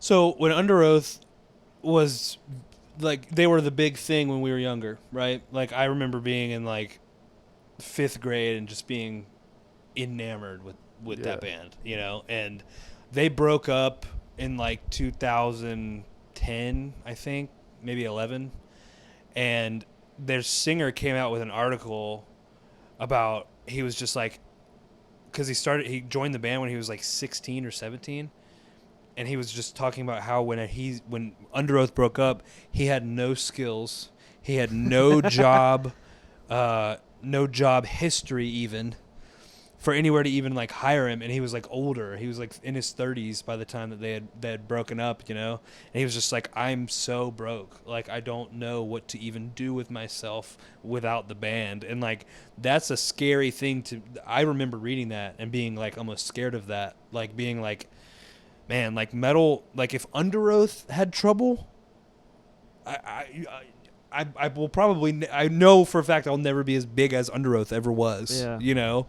Yeah, I They mean, became a band again, though, and they're a band now. They are, and yeah. now they're selling records again. They're on the festival circuits, so they're making money. Yeah, because a part of that was probably like they were all in that same situation, right? So Yeah. like, guys, we gotta get back together. Like, we have to, Yes. right? You also don't want to be in a position where like you have to get back with the band playing tunes that you don't want to play just to make your money, right? That's scary to me. Yeah. That thought literally scares me. Yeah. I'm like, man, like to have it literally not be on my terms anymore.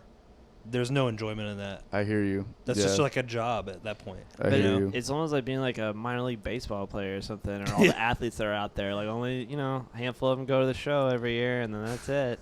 And even then, like, if you don't last very long, like, what are you going to do after your entire life was just baseball? Like, it's true. But Chick-fil-A. a part of Chick-fil-A. Get Sundays off. At least they can pay you $13 an hour. My which is above pleasure. Minimum wage. Yeah, my pleasure. Yeah. My pleasure You write vibes. Chick-fil-A too. My pleasure vibes. Oh, it's a good album name. Just always thinking about it. Next That's album. not why you do it, though. You know what I mean? No, like why we do it or everything like that. Like, everybody's got those big starry eyes that eventually you're gonna be like a millionaire or something like that. Would be great. But yeah, But you got to trip into it. I don't know. Yeah. There's no way I could not be in a band or do music. There's just no way. Yeah. That's the end of it. Like, it's Yeah. just like fucking curse of it. Like, guess what? It's like one That's- in a million shot you get it, but I gotta do it. That is exactly how I feel. And I explain that to my wife all the time. Like, it's like, I feel like I will always be doing Yashira. I don't think, especially with what we went through when we lost our drummer and like grinded out the new record with the new drummer and like just got to where we went. Like, I just don't feel like I could ever not be in a band. Like, even if it means that we tour once a year or like get together once a year, like, the band is going to always exist for me one way or the other. And maybe it's not this band, but I have a feeling it would be. That's just this is the feeling I get from the band, Nobody wants to leave it. So, but at the end of the day, if I didn't play music, I feel like I would lose my fucking mind. Yeah, 100%, man. That's kind of like the blessing and the curse that we all kind of have, right? It's like it's a blessing because like we have this outlet that like most people don't have, but it's also like a curse because there's times when this thing means so much that like when it doesn't go right, it's literally the worst feeling in the world. Yep. And then when it works out, it's the best feeling in the world. But like regardless of those lows, you still have to chase this You thing. still got to do it. You still got to play it. Yeah, it's like all the writer's block, everything. You still got to write the record. Doesn't matter. It's a fucking like it's a wild dynamic to have to like it's working to create, like it's like an artist that creates a sculpture, like at the end of creating that sculpture, like say, like, I don't know, any giant fucking statue, I'm sure it sucked so bad going through the process of making it. But at the end of it, you're like, fuck, Yeah. I did that. Yeah. I made that fucking statue, but ours is just a sound Exactly. instead of a thing that you see with your eyes. Exactly. It's insane, man. You know, it's insane. You'd be considered like a lunatic if like you just wrote out what we do, and they didn't put like that is for like for music or anything like that. Like, what do you do every day? And like it's just like, and then how much you get paid for it? I'm like, nothing. I hate that question. I fucking hate that question. No, I know, but I mean, like, I'm just saying, like, on paper, if you don't have the like word music attached to it, if you put it to like I don't know, concrete. Yeah. Like, yeah, so I'm trying real hard to get a concrete gig out in Virginia. Yeah. And yeah, they're gonna pay me $50 hopefully, and then a bar tab. Yeah. How are you gonna get there? It's like, well, we gotta pay to go our way to get there. Yeah. I'm just trying to lay some footers down. You know what I'm saying? Yeah. Hopefully in 10 years it'll work out. Oh yeah, in 10 years. In 10 years, I'm gonna get a name for myself for laying footers. That's the real difference. good That's footers. the difference between the audio and the visual art, dude. Yeah. Like it means more that way for some reason, you know. And it's funny because like that's not the case with the big ones, the ones that like made it, like Adele. You know what I mean? Yeah. Like, did you read that article recently about like the record plants are so backed up that it's taking people 8 months to get their records back? Really? And then Adele, her new album, they put her to the front to press 500,000 copies. So it pushed everybody back 2 more months. You're talking 10 months to a year now to get your record. No shit. Like if I'm releasing a record next month and I need to get it pressed. Not. Yeah. Say you recorded a record right now. Yeah. You finished it today. You got the masters back in 2 weeks. You sent them off the day after you fucking got them. You wouldn't get it back until October. You wouldn't get your record back. Damn, man. Yeah. That's fucking wild, It's man. insane. It's like, you know, everybody's like writing like, are CDs going to come back in style? I was like, CDs are going to come back in style when people decide that CDs are cool again. It's not like one day we were all like, let's make records cool again. You motherfuckers just started buying them. Like, that's just how it works. Like, it's like, no, records are going to have to be pressed because that's how anybody makes their fucking money, and nobody can get them now. That's Go ahead. Sorry. That's just wild to me, man. It's crazy. The time frame for that scares the shit out of me because we're not even close to being done with a record. And by the time we're done with it, I would imagine it would probably be the end of next year. Dude, what's it going to look like then? I mean, do you guys Like, have is it going to be physical 4 copies? years before we put out our our third record? Well, hopefully they clear up some of this fucking. Hopefully. I mean, I think a lot of it's got all fucked up because of COVID and stuff like that. 100%. Yeah. But regardless, like, They're running out of wax or something? no, they're not Just running out of shipping and wax. It's just the means of transportation. Oh, Bezos is clogging up the Base. pipelines, man. Well, I mean, there's a lot of factors that come into play. We have an issue right now on our YouTube channel where we have like other side hustles that are on our page, right?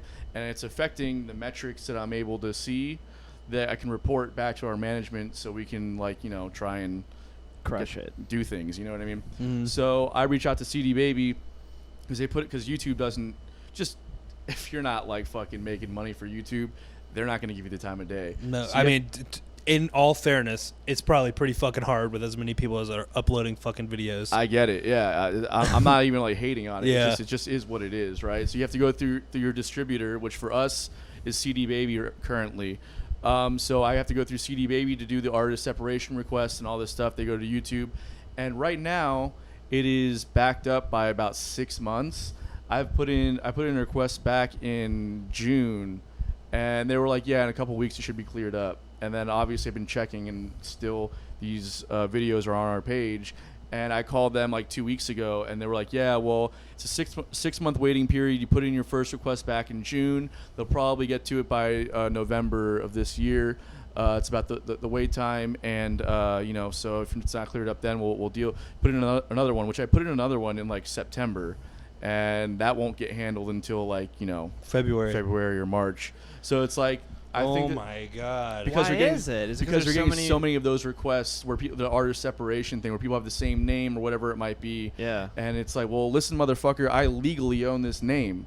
Like, I should have some kind of like leverage here. That right there is further proof that we are, and we just talked about it earlier. We're still in the very beginning stages of the internet age. Yeah. Like, we don't know how to deal with this yet. Right. Like, we don't know how to monetize everything yet. We don't know how to work it. And like that, you know, you see that with how fucking crazy people are getting on it. You know what I mean? Like, we just don't know how to handle all the information. Totally. We don't know how to handle giving me my fucking YouTube channel that's separated from all the other people, even though I fucking trademarked my name.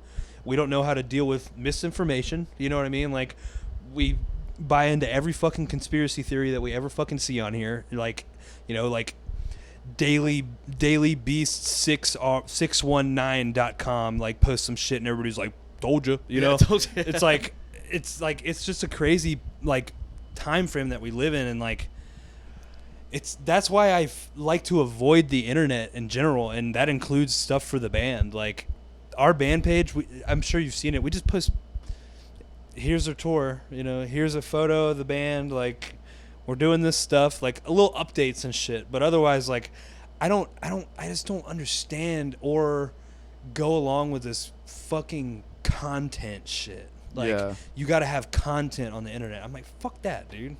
Like, it takes so much away from what I'm doing. Like, I don't give a fuck about any of that. It's Yeah. interesting how like YouTube or like Facebook, Instagram, any of those people that are impossible to get in contact with, all they brag about all the time is how many users that they have. Yeah. And it's just like, yeah, okay, so you're gonna brag about having billions of users, and you have the fucking manpower to like deal with every other. And you only deal with 6,000 of them? Yeah. That's fucking great. Thank you. I know, it's so ridiculous, man. It's so ridiculous. I feel like I truly feel, and this isn't me like trying to be like an old person or anything. I feel like there's going to be a tipping point with the social media thing where it's not going to be the relevant thing. I don't know what it's going to be. I'm trying to like think about like what the next step. It could just be that we revert back to the way things were before. When Facebook wasn't working the other day, a couple weeks ago, I was like, is this it? Yeah. I was like, is this it? Is it over? And then it comes back up. I'm like, fuck. Yeah, I had a minor panic attack about that one. Unfortunately, I was one of those people. Unfortunately, I've got a great example. Like Greenhouse Lounge, they've been a band for almost 10 years or so, like that, and they got back together. It's a band that I'm now in. Mm-hmm. They had this Facebook page that has like thousands and thousands of likes on it, but it got hacked by a Vietnamese clothing shop. And so we're trying to get in touch with Mark Zuckerberg or whoever we need to talk to for months, almost a year. They don't care. Nothing. So we just had to create a fucking new one. Yep. And then everyone's still fucking confused. They're like, why is this all in Vietnamese now? Yeah, it's Can't do anything about it. We've contacted them to get it back, and it's nothing. It's insane when you think about the work that people put into their social media And stuff. how it can all go like that. Just like that, and they don't do fuck all about it. It's like I don't even know if they can, at the rate that people are getting hacked and spammed and stuff like that. they can't. I just don't even think they can keep up. Yeah. I like, and you know, There's gotta be some kind of liability for that shit, man. Like people invest their lives into money and their lives into this thing. You know, damn good and well that their pushback to that would be, well, you choose to be here. Yeah, and you fucking click that. I accept all the terms and conditions of that. Like, yeah. so we don't have to do anything. Like we can't, you know, it's like But it's also kind of like saying you don't need car insurance, but you can't drive a car without it. Right. It's like That's true. well, yeah, but then I can't function in society. So it's like if you want to run a business, and like you need to have social media. And if you don't have social media, then you can't compete in the modern market. So then what happens when I pour in, you know, thousands and some companies millions of dollars into social media advertising? I work my entire life, or you know, however long, to build this brand, and then it just gets hacked. And then you don't do how much money have you made off of me? You do nothing. I get having to like make it all work to scale, right? Mm-hmm. Like I get that, but at the same time, it's like there's got to be a fucking solution, like financial reimbursements or something. There has to be something that happens because it's crazy. Yeah. You know what I mean? It's insane. It's like fucking look what happened to fucking Donald Trump, man. Like, everything was just taken away from him. Well, there's a lot of good people that And have you their just shit can't taken away from can't them. get in contact with Twitter.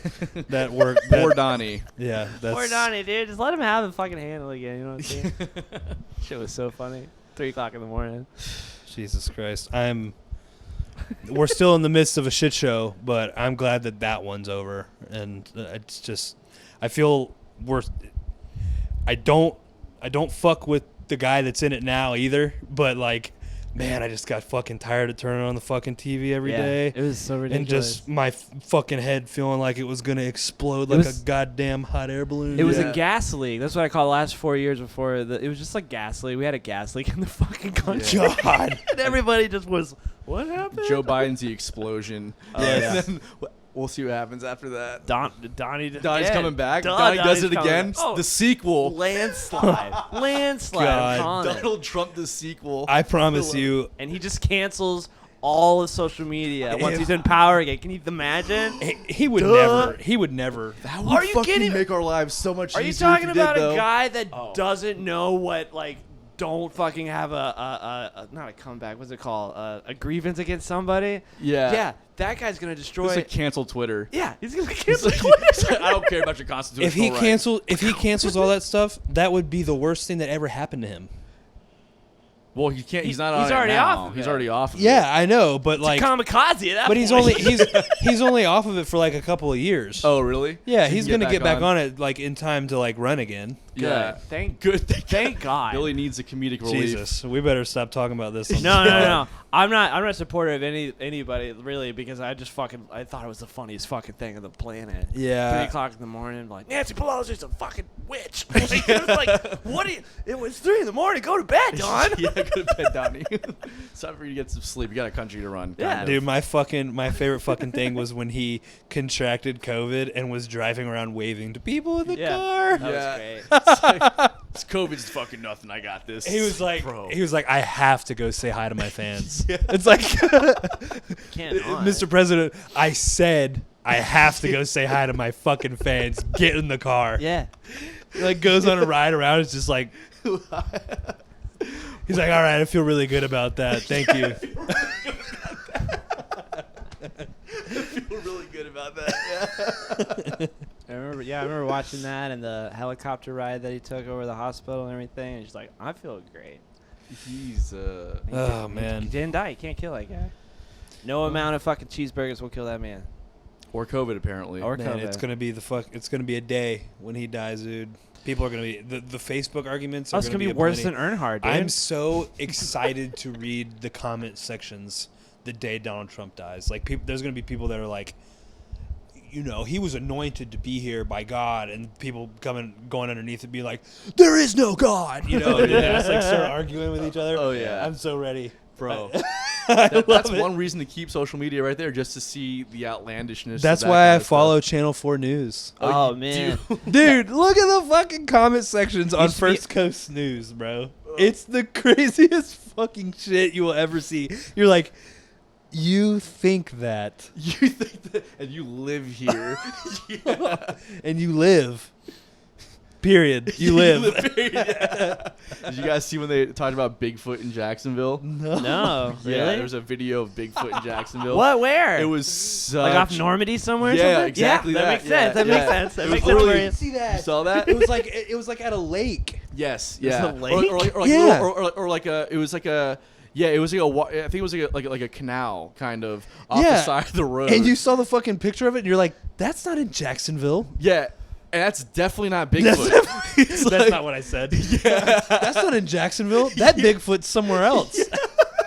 I wish I could see Dylan's that. like, God damn, that's Bigfoot, but it's not in Jacksonville. Man, that's great. No, I haven't seen that. Yeah, I actually did go in the comments on that one. They were like, "That's not off Normandy." Literally, people were saying that. I'm like, "You guys know that's not Bigfoot, though, right? Just say you know it's not Bigfoot, please." I'm one of them.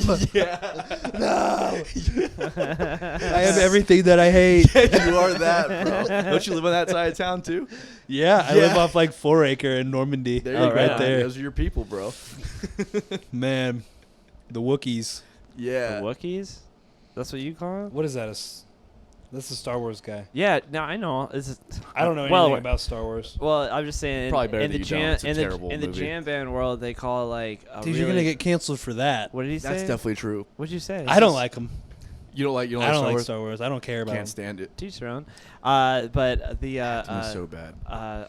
what you call it? The Wooks. yeah, the jam Wooks bands. in the jam band community. That's what I was gonna ask you too. Like, there's gotta be some terms. I was gonna look up some definitions, but in jam band community, a Wook is like the like shadiest, grossest, like dreaded out, smelly. Always tries to borrow a cigarette from you or borrow a nitrous. Yeah, fucking those in the metal scene are called crust punks. crust, Crust punk. punk. That's a better name. Yeah. I don't know. Wook's pretty good. It's Like crust is a style of punk. Like you can be like people have even told us before. They're like, I hear like a crust influence in you guys. I'm like, crust. Like when I first heard the phrase, I remember thinking of like pizza crust. I was like, crust. That's new. Like that's new to me, man. I don't know what that is. What's a crust punk like?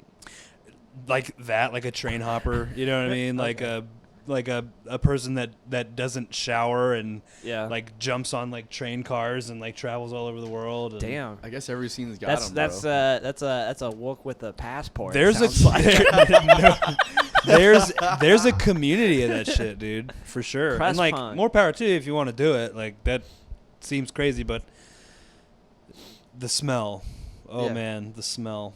You know when you're around a crust punk. Do they like and so they're like big into metal, so do they like hop trains to go see metal bands? For sure. That's pretty badass. I mean, actually. they'll like hop a train to go elsewhere and start a new life somewhere. Oh. Like everything they own. Same thing. Yeah. Well, it's that's the just a same thing hobo. No, it's the same thing. Essentially. Okay, Yeah. all right. Same But thing they that- like punk. But they like punk. No, Do you all guys see like REO Speedwagon has fans like that?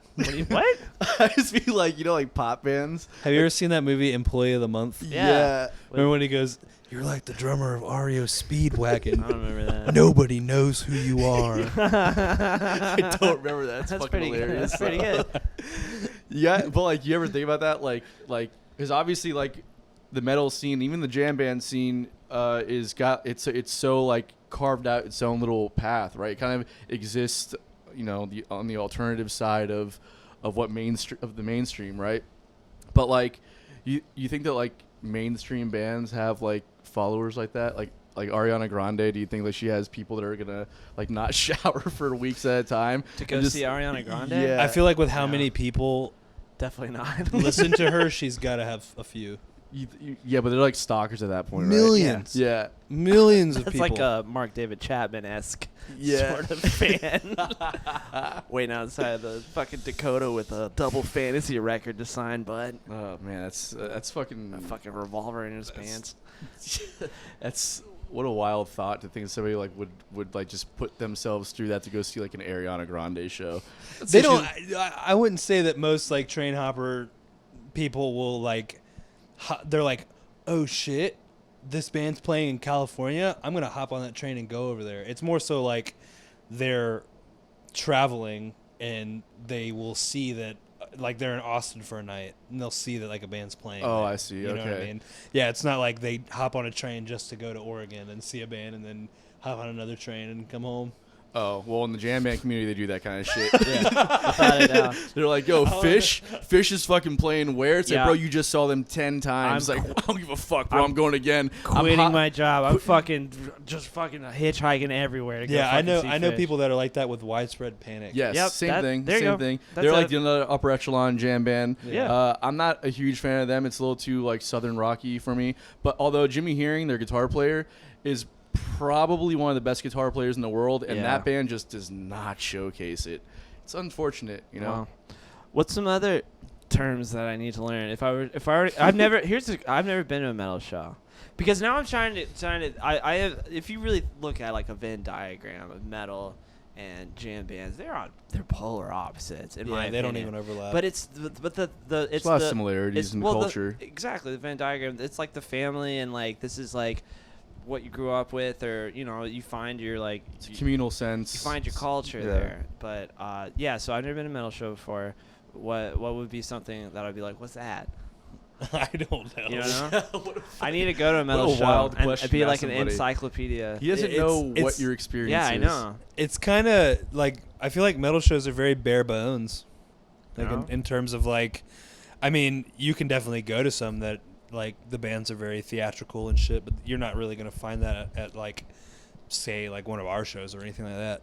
Like I took my girlfriend. She likes, everybody likes music. That's the problem. But she likes. That's the problem. Yeah, that is a problem. But the what you call it? That was the first time I ever at a jam band show, and she said one of the best things ever, which was why do they keep going and playing the same song again? Because you ever see jam bands, they'll like play the like chorus, whatever, then they'll jam for 10 minutes and they'll go back to the chorus again. And I was like, I don't know, sweetheart, but that's what they do. We just like, we play this song in the jam and then go back. Well, yeah, it's kind of it's kind of like there's a theme, right? And what's cool about the jam band world is they do things like that, and if it's done well, so a lot of times it's done terribly, right? Mm-hmm. There's a lot of hacks out there, but It's like that with everything. Yeah, every style. Yeah, it's like yeah, exactly right. I'm sure they do this across the board, where like you venture off and you do like something else. You go into like a different song altogether, and then all of a sudden, like you start to call back another song, and you're like, oh fuck! This is like it's actually like reading a book or like watching a movie where you see them foreshadowing something. Yeah, there's a whole. It's like it's cool, and then but when you can improvise that in a way, you know, like it's a weird thing that happens in the like you're tapping into something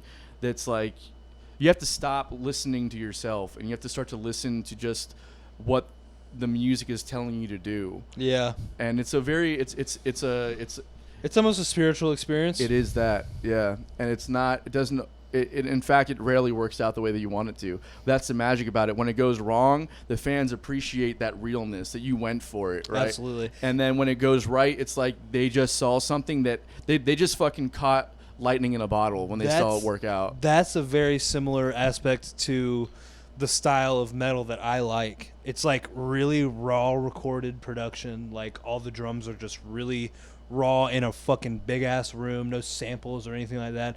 And if the band records to tape or something, like my favorite band of all time is Neurosis, and they record to tape, and there are mess ups on the record, and I listen to that and I hear it and just go, fuck yeah, it's like they're human. Yeah, you know, like yeah. I love that. I love that, like, they're not going in there being like, this has to be absolutely flawless. Like, that takes a lot of the emotion away from it, you know? All right. Yeah, I hear that for sure. One similarity. There we go. Yeah, for sure. It's basically the Dude, same thing. So the person I was talking about that I know that likes Widespread Panic is my sister-in-law, and she was here recently for the wedding that we had a couple weeks ago, and she is also a fan of Incubus, and she drove to St. Augustine and saw Incubus, and I asked her when she was at my house, I said, how was that Incubus show? I like Incubus. I think they're great. Yeah. And she goes, it was awesome, but man, the set was so short. Yeah.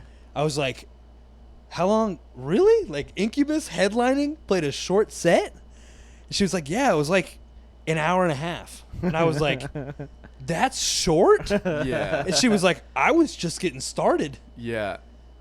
I was like, man, you Widespread Panic motherfuckers are crazy, bro. Oh, She's like, I start dancing about an hour and a half in.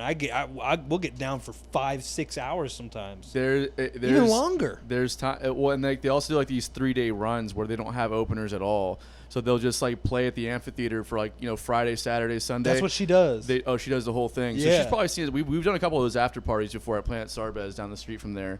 It's a wild ride because they don't repeat any of the same songs, and the jams are never really quite the same. And that's an aspect of Widespread that I can really appreciate. They're all very talented musicians, but the music itself just doesn't do anything for me. But there's a lot of jam bands that like, you know, we play hour and a half sets. Even if there's multiple bands in the bill, we're still playing for an hour and a half a lot of the time. Shit. You know, Yeah. it's like I can't imagine playing a Yashira set for an hour and a half. Well- We played our whole record front to back for our first record at our record release, and that's 6 songs. Dude, the end of it, I was like, I can't do it anymore. well, you Like, guys don't like you. So You guys are weird. fucking one. Like, you guys yes. are like fucking go. Our set, like, and we have like ballads. We have like these we have like these peaks and these valleys. Not like I know that you guys do as well, but it's a different kind of energy. That you know, for sure. like I don't have to sit there and play fucking 16th notes at 160 BPMs for fucking 10 minutes straight. Absolutely, and the drumming as well. If you heard the record, you know what I'm talking about. Like the drumming is just It's ridiculously insane. amazing, though. absolutely insane. It's mind blowing. But then you like all that kind of stuff and the screaming, bro. Yeah, that's another thing. What do you do for your voice to make that happen if you're on the road? Nothing. You just gotta. I just do grin it, and bear and the second and third night, my voice will probably be pretty shot, and I'll sound like shit. But after that, my voice just gets used to it. Your throat's like calloused. Pretty much. You're just like, that's how it fuck feels, dude. It like I described it recently as like because when we were up recording on a record, my vocals like I couldn't do any vocals up there. I had to do them down here at John's studio in Gainesville. And Luke and Connor finished their vocals up there, but it was because the climate was so dry. Yeah. I did 2 songs, and my voice was gone. And what it felt like is like my scream, like your voice almost, it's like a tire, and it almost has to catch the road. Yeah. Because It like is that. I was like yelling, and like it was just like this weird sound, and I as hard as I tried, it just felt like I was hurting myself more and more and more, and like. I that's how I described it to somebody who was recently asking about the experience up there. Is I was like, yeah, it felt like I had no tread on the tires. That's probably the best analogy I've ever heard for that, actually, because it's whether you're screaming or singing, it's the same thing. Like there's nights where I'm just not feeling my voice catch. Yeah. Right. It's like I know that I'm like using the right technique. I know that I'm like going for the thing. It's just not hitting. And then there's other nights where it's like, man, I can't fucking hit a wrong note right now. And I mean, like and it feels like it's caught. It feels like it's just there's just a connection there. That's such a good analogy. Absolutely. And it's like it when you're off, God, is it the most frustrating thing? Because you feel like you're like, especially when we're like on tour, I'm like, motherfucker, I have been doing this for 2 weeks. Like, why is it not working now? Yeah. Like, and why? Like, normally, like when my voice is shot on like day 2 and 3, like I'll be able to scream somewhat. Like I'll be able to find some kind of tread, like where I can at least do the set. But there have been times, like I remember one time on tour we were playing in Pennsylvania. I think we were playing in like York or something, and I was super sick. Oh no. And dude, like I just could not get it. I could not do it. So I told them to just turn my vocals down, and I just like shouted. It was like not even like a scream, but I had to play, you know. It was like we had to get paid. I had to play it. Dude, Like, how did the show go over? I mean, it was fine. Dude, that show was like in like a fucking garage or something. Oh, Like, okay. Yeah, this was like way early. Yeah. This was like, I think our second tour ever, or third. Okay. Fuck, man. Yeah. That's such a, like, just the perfect description of what that feels like. Like when everything's just locking in, and it's just like you're hitting, like you're flawlessly just like hitting the shit, and then like there's those nights where it's like, I don't know what's happening right now, but this is just not working. Not catching. Yeah.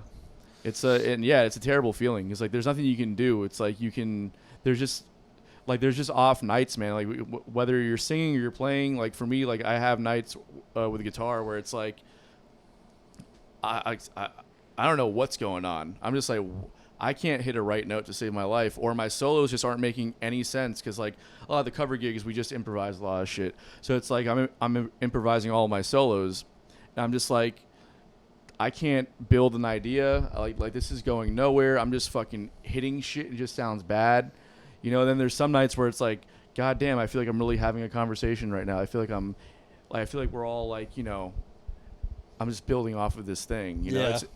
Absolutely. It's weird, man. Like just off nights are hard to describe, you know.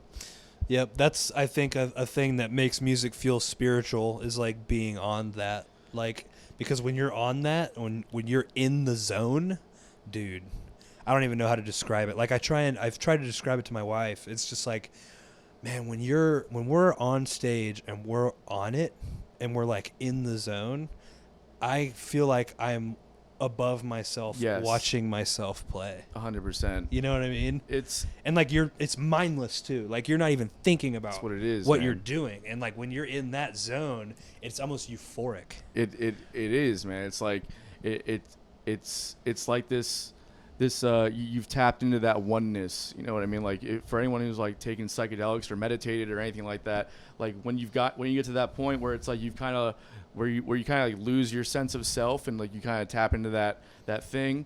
That's what when we're all on stage, that's what that feels like with no drugs. It's just like you've just tapped into that thing. Yep. You know, I don't know. You're the unit. You become a unit. Exactly. And like that's what everybody's trying to achieve is to like, and like, you know, I don't want to call people that like don't take it as seriously as people like us imposters, because they're important too. Like people that just do it for the enjoyment of it. But like what I'm experiencing is totally different than what you're experiencing. Like I'm trying like I'm friends. I'm one of my coworkers is a good friend of mine, and we talk about music all the time. And I'm such a stickler when it comes to metal, and like I'm so annoying in the things that I like and like the opinions that I have. He knows it. Like he's like, you know what I'm jamming right now? Probably something you fucking hate. You know, like that's just how he knows me. And it's just like I tell him all the time. I'm like, because I try so hard, like to create what I want to hear, and when I hear somebody playing dog shit music and people being like, this is amazing, it makes me just be like, man, no, you have a different idea of what this means. You know what I mean? That's what I said before. The worst thing about music is that everybody likes it. Seriously. God, when you said that, I was literally like, wow. Like, that is totally right. Yeah. Like, Yeah. absolutely That's correct. some hillbilly wisdom for you.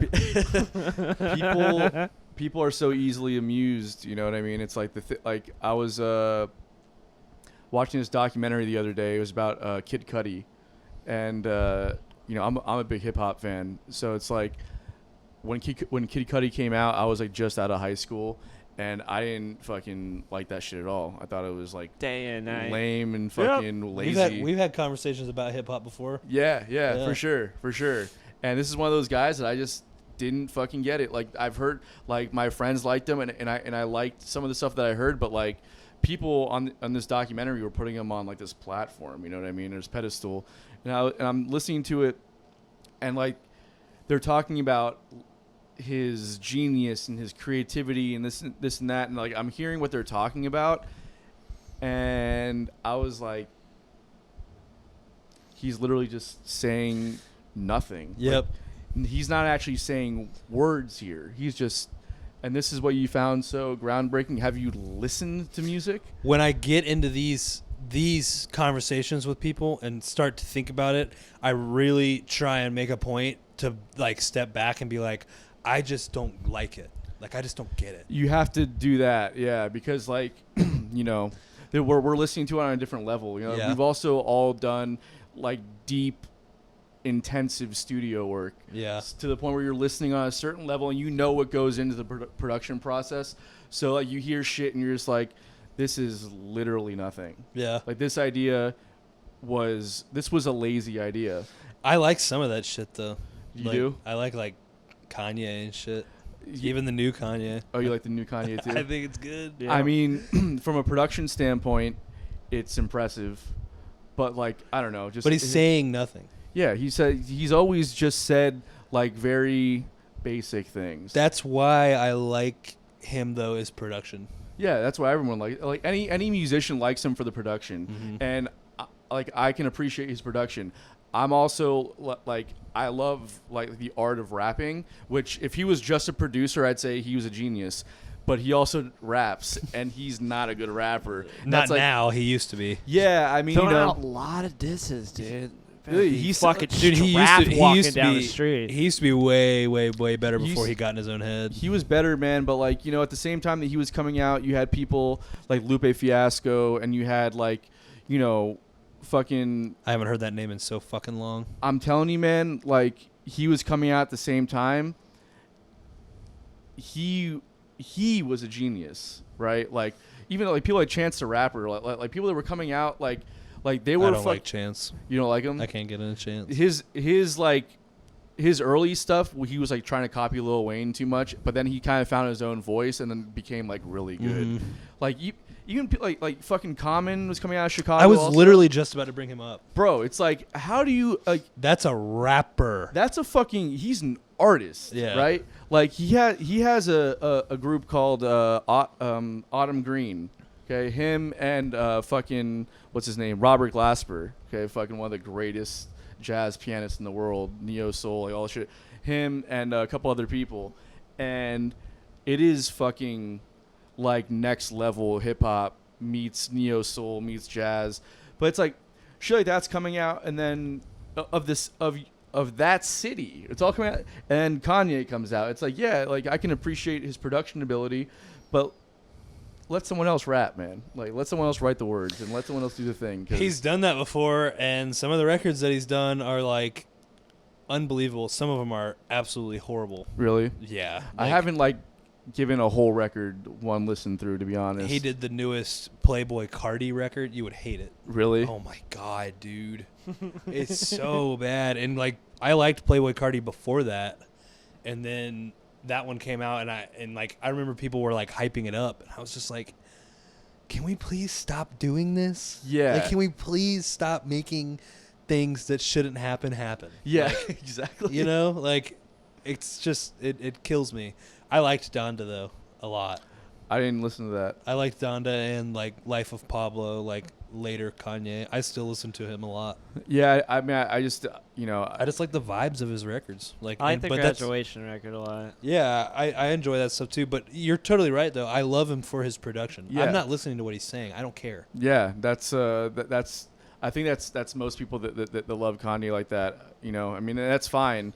But like, there's this other side to what he does, which is rapping. Yeah. And that side just doesn't hit me. The production stuff I can appreciate, but you know, there's a lot of pop stuff that I appreciate the production on. Like pop, the art of pop music is the production, right? Absolutely. So Yeah. it's like I can appreciate pop music for that, but like I can't fucking. Like, there's a couple of pop artists that I can put on and listen to the whole record and be like, damn, that was dope.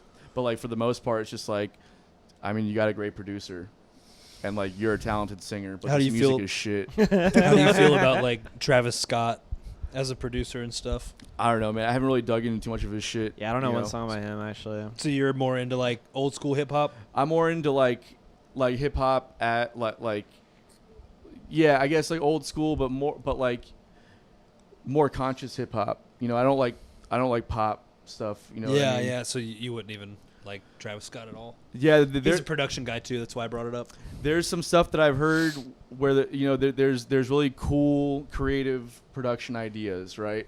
But again, like I listen to hip hop for the lyrics. That's right, and the flow. You know, so it's like if I'm not hearing that, like I can like the production stuff is cool, but that's not why I'm listening to hip hop. Yeah, you know? I listen to that kind of hip hop almost as like a different genre. You know what I mean? Like Yeah. when I'm like thinking about what I want to listen to, that I don't think hip hop and think Wu-Tang and Kanye. Right. Like I think, oh, I want to hear hip hop, and I go listen to Method Man, Right. Wu-Tang. You know? Right. And then I'm like, when I feel like listening to crazy production, like new, what is considered rap now. Yeah, it's just pop rap. Yeah. You know what I mean? And It's that's- basically just pop music. Yeah, it's pop music. That's what it is. That's exactly what it is. And, Yeah. and I can appreciate, again, from a production standpoint, a lot of that stuff is genius. I think Travis Scott had this thing on. There's a Netflix series. It's called like Behind the Song or something, and they go into like the production stuff. And I'm pretty sure he was one of the artists that they had on there. And there was some really cool ideas that like I would have never thought of, right? And I think that like ideas that were like revolutionary to the genre, right? But again, I listened to it, I'm like, okay, that's very cool, but I can't get into the music. It's like the way that you are with jazz, right? It's like you can listen to it and be like, wow, it's cool that you can do that. I don't give a fuck about this music though. Yeah, I'm not gonna blast it. Yeah. I just think for hip hop too, for my kind of scope of things, is that's usually what I listen to because I'm really bad with lyrics and I can't understand what people are saying half the time. So if you just took that out, I'm not I paying. would love it even more probably. I know what I'm you're not trying to say saying. there's anything wrong with rap. It's just like that's what I like more. I know what you're I like the saying though. music. I don't listen to what anyone is ever saying. like in any band, like people. That's the already. That's the number one fucking question anybody asks me when they talk about me being in a metal band. They're like, "But you can't even hear what they're saying," you know. And it's like, I don't want you to know what I'm saying. I don't care that you know what I'm saying. Like, do you get do you get pummeled when you stand in front of this? Fuck yeah. Yes? Yeah. Cool. Then you're getting the experience. Do you like that? That's fucking No, awesome. then leave. You know what I'm saying? Like, That's why I sit with my girlfriend also. I'm just joking. I was just thinking of like Billy Madison. Like, no, you not. don't. Well, I know a guy. Like, no, you don't. But yeah, without a fucking doubt, one of my things that I love listening to is just the lo-fi hip hop girl channel on YouTube. No lyrics ever. I'm just like, this is awesome. Yeah. That's my favorite. yeah, like lo-fi, like beats like that, like with no lyrics, with no voice in it at all. Like Jay Dilla and that kind of stuff. Like I can dig that kind of stuff too. Like if I'm like working, you know, and have that on for like a workflow or something, that's cool. But I mean, man, there's so much poetic shit that happens in there. Oh, yeah. no, like I'm people not. like Mos Def, Talib Yeah. Kweli. Yeah. Like I was about to ask you about Talib Kweli if you knew him. bro, are you That kidding motherfucker me? is real, bro. He is a fucking alien. Like he released an album in 2017. He released 2 albums that year actually. One was called Seven. The other one I can't remember what it's called right now. But Anderson .Paak was on it also. It's fucking amazing. Also, so was who's the other fucking guy that people like right now that's like way overrated? Is Machine Gun Kelly? no. Is that Kendrick not- Lamar. Oh. Kendrick Lamar. Oh, you like Sorry, he's a his little music? overrated. He's overrated? I like Okay. I like him him. too. I like him. I like. Let me preface this. Let's I like preface it. Kendrick Lamar. To say that he's the best fucking rapper of all time His- is about as crazy as saying that Lil Wayne is the best rapper of all time. Kendrick Lamar is one of the best rappers currently, but with his first 2 albums. Yeah, those were good, man. Don't get Yeah. me wrong. But like Like to say To Pimp that, a Butterfly and Good Kid, Mad City. yes, good, Great record. I'm into it. Yeah. It's not that it's bad, right? It's that like saying that he's the best rapper currently based off those 2 records. It's like saying that you're the skinniest kid at fat camp. Okay, it's like who's your competition right now? Like Lil Yachty? Yeah, duh, you're the best fucking rapper ever. Come on, like mumble rap but that's what we reigns were the fucking world. But that's what we're talking about. Is like Lil Yachty is. Do we consider that rap? Like, do we consider that hip hop? no, Because it's its own world. yeah, it it's really like- is. It is. Yeah, you're like right. you would put Kendrick Lamar in the world with like Kid Cudi yeah, and he's like closer to that, other yeah. stuff like that. Yeah, you know what I'm saying? totally. And Kendrick Lamar is sitting atop that mountain, Yeah, I would agree with that. but with he that, hasn't yeah. put out good music in a long time. Yeah. Well, another. So is he really sitting atop the mountain? Probably not. Yeah, he probably. You know, I mean, you get to that point where it's like you got that pressure from the labels and shit to start doing things, and you're just like, hey, I guess I'm just not going to be that good because it's all about volume and not about the quality of the content, right? So Lil Wayne did the same fucking thing, man. It's like Lil Wayne, up until like the Carter series that he was doing. After that, like even with the Hot Boys before that, like, he was amazing, right? Like if you like Southern rap and you like the fucking like gangster shit, he was fucking on it, bro. He was like amazing, like with all that stuff he was doing with the Hot Boys and all that stuff. And then it was like the Carter stuff came out and it was all really good. And then 2007, 2008, dude, hit. Rebirth.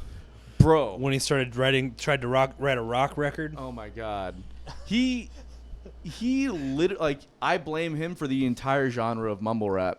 He created that shit. I don't mind it. No. You like mumble rap? I mean, some of it, because I'm not listening to what the fuck they're Yeah. saying though. Like the melody of like of a Travis Scott record. I love the records. Like I love them. I know Like what you're Baby saying. Keem. I love that shit. I know what you're saying. Fucking Young Thug, bro. There's not a chance in the world you can understand what he's fucking saying. But there's like it's almost instrumental. Like he's singing over it, but his voice is just It's like bebop, dude. It's an instrument Unpopular at that opinion, point, man. you know? It is, yeah. Yeah, I man. guess it's just a layer. You know what I mean? I just like. There's a. Then call it something else. Don't call it rap or hip hop. Then you know what I mean? Like I would agree with that. Yeah, but like, it's- it goes under that umbrella. It's not really. I feel like listening to that, it legitimately makes me angry. Like that song, what's that song? Panda. By Designer. That song can go straight to hell. Literally, I'll say that again. Literally, I don't want to be associated with you. Literally, it makes me fucking angry. You're gonna get It is shot like up, the man. most obnoxious, ignorant shit I've ever heard in my life. Yeah. Like literally, you can't fucking understand. I mean, like, from the melody that he's like, whatever he's doing, like the whole, it makes me angry. Yeah, so you wouldn't like stuff like Young Thug then at all. Yeah, no, I can't like. Yeah, so calling it rap, I think, is because that is probably the most popular style of music right now, right? Yeah. The general population does not think in sub-genre. Right. So they're not going to be like, oh, this is this kind of rap. They're just going to be like, I listen to rap, and that's what they show you. Right. And you're just like, this is not... Like, it's the same way with metal. Like, I meet somebody, and they're like, oh, you're in a metal band? Well, I love Pantera. Yeah. And I'm like, we don't sound anything like Pantera, but to you, we probably do. We probably sound just like Pantera. Right. You know? It's just like the difference in all that kind of stuff. But like, I agree with you totally. Like, because I think that way too. Like, Yeah. we all think in subgenre. Like, yeah. this is this style of jam band. You know, like Southern style of jam band. Right. Whereas my sister-in-law probably just thinks that's a jam band. You know. Right. She doesn't listen to it that way. Right. Yeah. That's the curse that we're talking about. It's that attention to detail, like that nuance that other people aren't catching. You know. It's just that I just feel like at the end of the day, we were getting great production without mumble rap, and I feel like you just did a disservice to the genre because there's a lot of people that don't like rap because they hear that. And I'm like, well, let me show you some like fucking early Outkast shit. Let me show you something, and then like it'll change your mind. But it's like, well, I don't want to fucking hear that shit.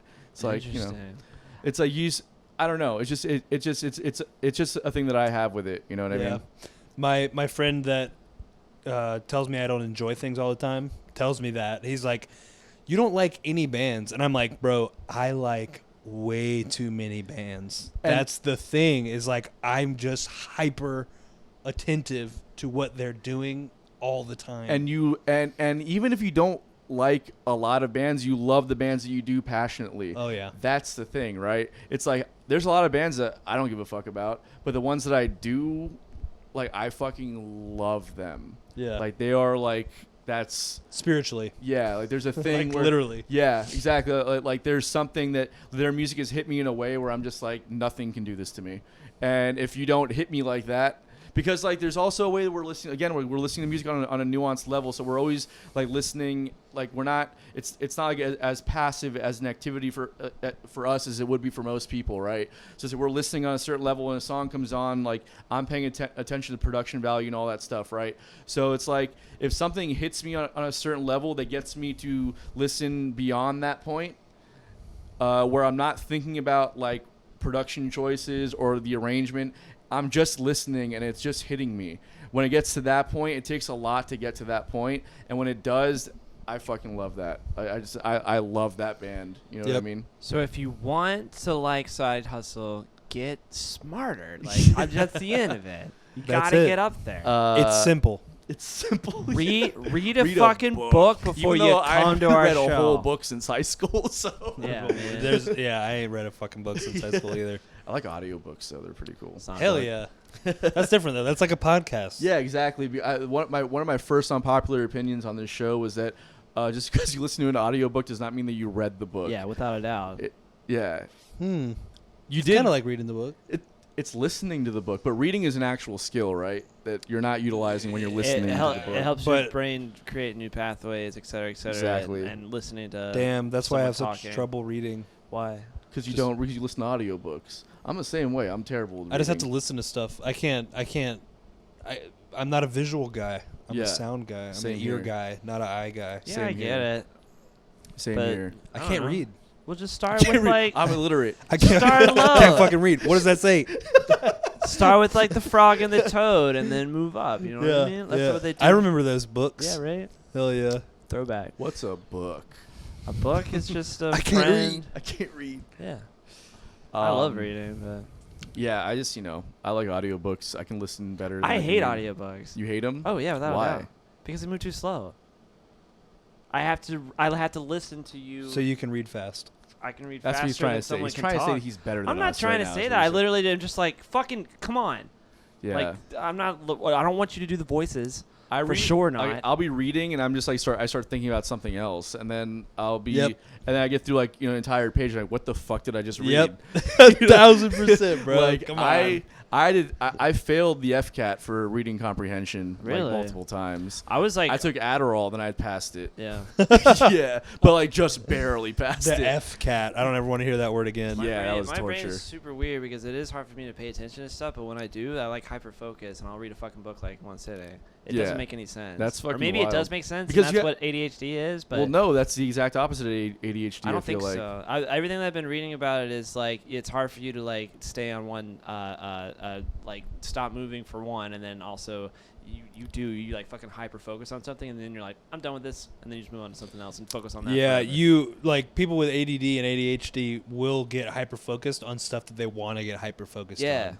Oh, Like if I okay. like Yeah, this like- book, I'm gonna read the whole fucking thing, and like- you're not gonna break yeah. it from me. Yeah. I was diagnosed with ADHD when I was a kid. Yeah, me too. And like I remember I was just talking about this with my mom the other day because she was talking to me about how my grades were always so bad, but I was always so good at playing music.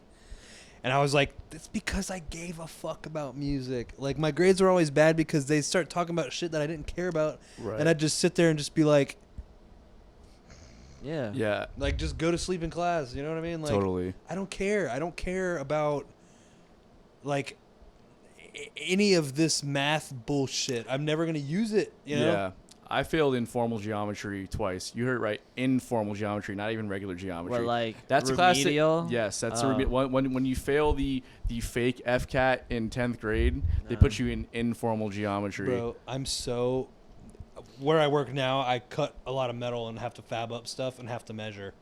When I have to start fucking around with numbers, my brain just goes black. Yeah. I just don't understand. Like, if I have to add up like fractions, I'm like, Ugh. I get lost. Yeah. I have to ask somebody like, what does this need to do? Can you mark where I need to cut? You Yeah. know what I mean? Like, because I don't know what I'm doing. So you've made yourself an asset, is what you're Yes. saying. Yeah. my ADHD shines full flags in social situations, but like I just can't fucking conversations I can't follow. Yeah. Stuff like that. Conversations or Or if you're just Unless saying, you're interested in it. yeah, but no, because then it's even worse because it's like I'm interested. I'm like I had to say something. yeah, now. you're the worst at Yeah. interrupting. Yeah, No, for yeah. sure. I For am. sure. I didn't know that, and I've been trying really, really hard. You've gotten better on this podcast. Well, about yeah, it. in this podcast and like in social situations, I'm like, listen to what they got to say. Yeah. And then just go, yeah. I'm Yeah. bad about it too. Yeah? Like even today in this, like Oh. you guys have been talking a couple times, and I've been like, yeah, Yeah. Yeah. like I have to consciously stop myself from doing it. Yeah, it's always weird on the podcast though, because like sometimes like you don't like sometimes like you want to add something, but you don't want to look like a dick either and like interrupt people. Yeah, You know what I mean? So it's like a weird thing, but like but nobody wants to listen to a conversation of people that are interrupting each other all the fucking time. That's so true. that's super important. you yeah, know? for sure. It's been a very interesting experience doing this, like learning how to do the podcast. It's been a lot of I saw you like control your urge right there. Yeah, it was like a dog would be like, I see that fucking bone, dude. Yeah. I'm gonna talk. I'm gonna get that bone.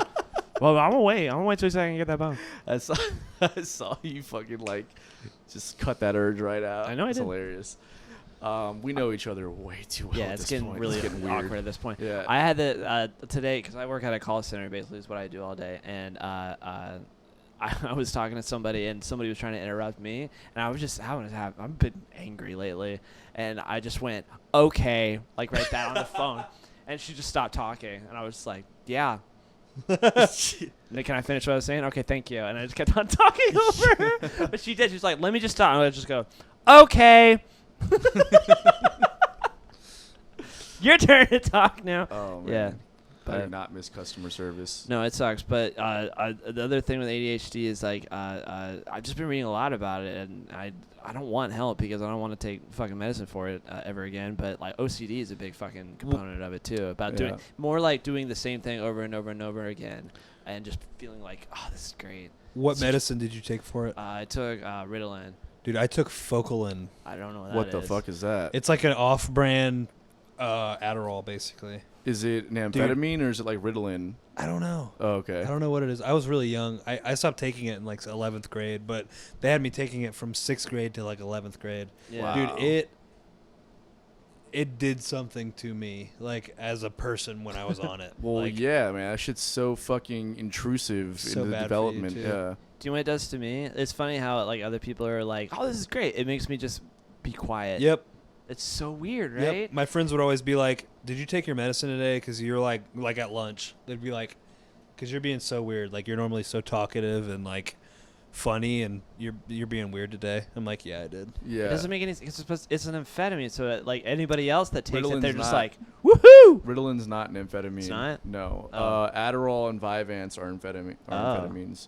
And those will typically, they do mellow, if you have ADHD, they do offset some of that. So like, the effect is similar. Like you'll still get quiet, but if you don't have ADHD, you'll become much more talkative. That's what I'm saying. And yeah, but Ritalin is not, it's a similar thing, but it doesn't have the same, because I've taken both, and Ritalin has Oh, virtually you're just talking. Oh, okay. I see. no effect on somebody who's not ADHD. Got it. You know? Wow. Yeah. Yeah, but I don't want to take medicine for it because I don't want to change who I am as a person. Yeah, it feel definitely that. does that. I It feel you. does. Like your whole brain. My- Messing with your brain. That's a bad organ to mess with. Yeah. My dad like apologized to me like a year ago Oh no. because he was like, one day I took one of those for a work meeting, and he said, and it was horrible. Really? Yeah, and I was like, yeah, and you motherfuckers had me on that shit for like 6 fucking years, bro. You're a kid, I was like, I too. used to throw that shit out the fucking window on my way to school sometimes, and you guys would always be like, why are your grades so fucking bad? And I'm like, because I don't fucking care about any of this stuff. That's the only reason why I don't care about what my grade is in math, is because I don't care about math. Yeah. I can do math if I liked math. Right. You know what I mean? Totally. It's a weird thing with like standardized testing and all. It's like we, like, because there's only one way, right? Like you pass math and science and English and all that, but like some people have a propensity to be creative and play music, or to create some kind of art, or to be builders, right? Like maybe your thing is to go to vocational school and like learn how to be a mechanic or like a carpenter or something. But like we're not all fit to do the same thing. But before we're even adult human beings, before we even know who we are as people, like way before, we have to decide who we're going to be already, and like pass all these like tests that are engineered to reward a certain type of person. And we're not, like, most of us aren't those people. It's fucking insane. I was like second in my class. I got really good grades. Yeah, I'm sure you did, because you just fucking input, output, good to go. Fuck. Yeah, it's Yeah, 100%. there's no fucking creative thought in that brain at all. Not at all. It's like just like binary up Yeah, yeah. here. Ones and zeros. That's dude. all. That's I was all. like second in my fucking class. Beep, boop, beep. Had like 13, 16 That's on my what, SAT. those were his thoughts. Those are actual sounds of his thoughts. Yeah. But it Just doesn't like looking at the board. But it doesn't stop ever, and it's fucking annoying as shit. I understand. I understand. I compute. Although he calls me a fucking like reptilian robot all the time. Yeah, you have no, That's what no we call Connor, personality. the guitar player in my band. Really? Yeah. I don't get it though. I'm the most creative person that Billy knows. As to get my fucking makers to just stop all this fucking creativity that's going on. If you're Yeah, man, it'd be rough if you had to just spew out another Dave Matthews song again. I love Dave Matthews. That's Don't get me started. That's That your guy's fucking creativity creative right as there. shit. Fucking love. I'm Dave not gonna lie to Matthews. you guys. I've been thinking about the unpopular opinion since Yeah. you told me about it, Yeah, you want to get into it? and I Yeah. don't know of one that I have. Oh, you got one, bro. Just dig deep. Well, listen to ours first, and then come up with something. But Okay. you want to get into it? I'll try. get into I'm It's it. been a nervous. while. It just fucking flew by. I just looked down. I was like, "Fuck! It's been 2.5 hours." God We've been damn. talking for 2.5 hours. That's what I Flies, said. bro. It flies all the time. This is what happens. What the fuck, bro? I know. It's 9. It's 9. Oh my god. I know. Oh my Goes by, god. goes by Oh pretty fast. my god. But what was I gonna say? All right, do you want to go first or I'll go first? You can go first, because I just gave away my second unpopular opinion earlier, so I gotta About think of a Dave new Matthews. one. No, not about Dave Matthews. Okay. Paul McCartney was and is the best Beatle, hands down. I mean, Better than all of them. I He's kind of the agree best. with you, but Really? I also that was my line I'm thinking for a long time. But then I really started to appreciate George Harrison. George Harrison's a great guitarist. Well, no, he was an okay guitar player, but he was like he was a great songwriter and a great singer, and he was like the Yeah, but Paul- understated guy. I mean, like, all right, okay, like he wrote "Here Comes the Sun," great song, without a doubt. He also wrote "While My Guitar Gently Weeps." That's another great one. Yeah, he wrote all of their best songs. Actually, He wrote a song that was so great that had Eric Clapton play the solo on. yeah, because he's not. I told you he's an okay guitar player. I prefaced that, right? I just think he's a great songwriter, though. Well, that was the second part of it. Is he was and is still the best Beatle, because he's dead. George Harrison. Yeah. He was and is still the best Beatle. No, What are you saying? it doesn't matter. I was just trying to be funny, but it didn't land. Hi, I was just gonna Way over say my head. Respect. I was gonna say yeah, but like fucking Paul's got way bigger bangers. Well, yeah. Again, but we have different metrics of what. Like Billy is a guy who believes that if you're like, the only way that your music is good is if millions of people love it. Otherwise, it's not good music. That's his metric for a good song. That You're gonna hate my band, bro. I like your band. I don't understand it, but I'm just like, this is awesome. I want. How do you know what they're saying? How do you know what they're saying? I didn't think that. I was like, I want to be pummeled. That's what I thought. I want to be pummeled and get pummeled and probably get killed. I guess I don't know. You and my wife both. Yeah. Just like I was trying to think of a good wife joke, and you got it, bro. You nailed it. yeah, he's the best. He's the best. I'm a pummeler. And it's- What do you want me to do? My friends call me the pummeler. That's what they called me back in high school. In the glory days. All right. Yeah, what's so my first unpopular opinion is The Sopranos is the best mafia show / movie ever. That's unpopular. I think that if you stack it up against like The Is there another Godfather and mafia Goodfellas, show? I think that people will say that it doesn't. It's not the. That's a it's, TV I show don't- versus a movie, though. I I don't- understand, but I'm saying that it's the best. What I'm trying to say is it's the best Mafia story. Yeah, it's the best. Yeah, exactly. There you go. I don't think in 2021 that's an unpopular opinion. I feel like You don't think so? I feel like Sopranos has like definitely come back on. I think it has a lot to do with the fact that there's not a TV show on that is as good as something like that or Breaking Bad. So people are going back and watching the shit that's that good. I've Yeah. never seen it. You've never seen The Sopranos? No. I haven't seen the end of it, Oh man. but I'm literally in the middle of it right now. Yeah, I'm rewatching again for like the 5th time. It's amazing. It's so layered, right? Yes. It's like there's so many variables. Like it's just it's insane. But like people credit like some of the best mafia stuff, like The Godfather, obviously, which is amazing, and What's your Goodfellas, which is one of my favorite movies. Yeah. Goodfellas is great. I love that. Yeah. But then you watch The Sopranos, and obviously you can't dive that deep in a movie. But I think that in a fictional story like The Godfather, that like nobody has come up with a concept of The Sopranos in a mob movie or storytelling situation that's that unique and creative, and that's that layered. You know what I mean? Like, so I don't know. To me, like that stands up to The Godfather and like other mafia movies in my book. Yeah, I totally agree. I haven't seen it, so I don't have any friends. You have to watch it. No, I just it's not like I'm against it. I just don't have the fucking time. Yeah. This is a good one. And this is an unpopular opinion just based on the track record of this podcast. I want to go back into the studio. Oh. See, yeah. that And it's not really an is- opinion. It's just like what I think. I guess this is a bad opinion. But yeah, I do. I really want to go back. That's wild. I want to start making new music, like real bad. Me to too. Like, kind of like erase what we've been doing. Yeah. I'm just kidding. No, race with your dick. Our record's good, bro. During the gas leak. No, I'm just kidding. Yeah. Yes. I'm not saying it's not bad. I just want to make new stuff. Like, Yeah, I'm- During the gas leak. I love that for the time Yeah. period. Yeah. Good callback. But yeah, 2019, 2020. Yeah. The gas The leak. gas leak. Yeah. everybody's going real crazy about toilet paper is all I really remember or something. We wrote some good music in that time period, and we put a good record out Yeah, because yeah. of it. But yeah, I'm ready to get back to I it just also. wanna- I but just I want- always want to be in the studio. Right, so- right, right. But like I don't. I know, Ever. yeah, I I fucking know. hate it. I Yeah. hate it so much. Yeah. But I actually, for some reason, I'm just like, yeah, I want to fucking write these fucking songs. Yeah. Like bad, very badly. So I'm with you. There you go. Okay, so my second one is wine is overrated. Ooh. Oh, I totally agree with that. Do you agree with that? Absolutely. What do you mean No. it's overrated? Like you don't like it? No, I'll drink I don't wine. like it. You don't like wine? No, I mean I'll drink it if it's like I said, I'll hit anything. Yeah. But like I am not a fan. Not a fan. Yeah, it's like, I love wine. I mean, it's fine. I'll drink it, but I mean, people like only drink wine, and they get so particular about the kind of wines that they drink. It's like at the end of the day, it's all just like super heavy, sugary alcohol that just gives you the worst fucking hangover That in is the world. true. So I'd rather just drink my fucking bourbon and call it a day.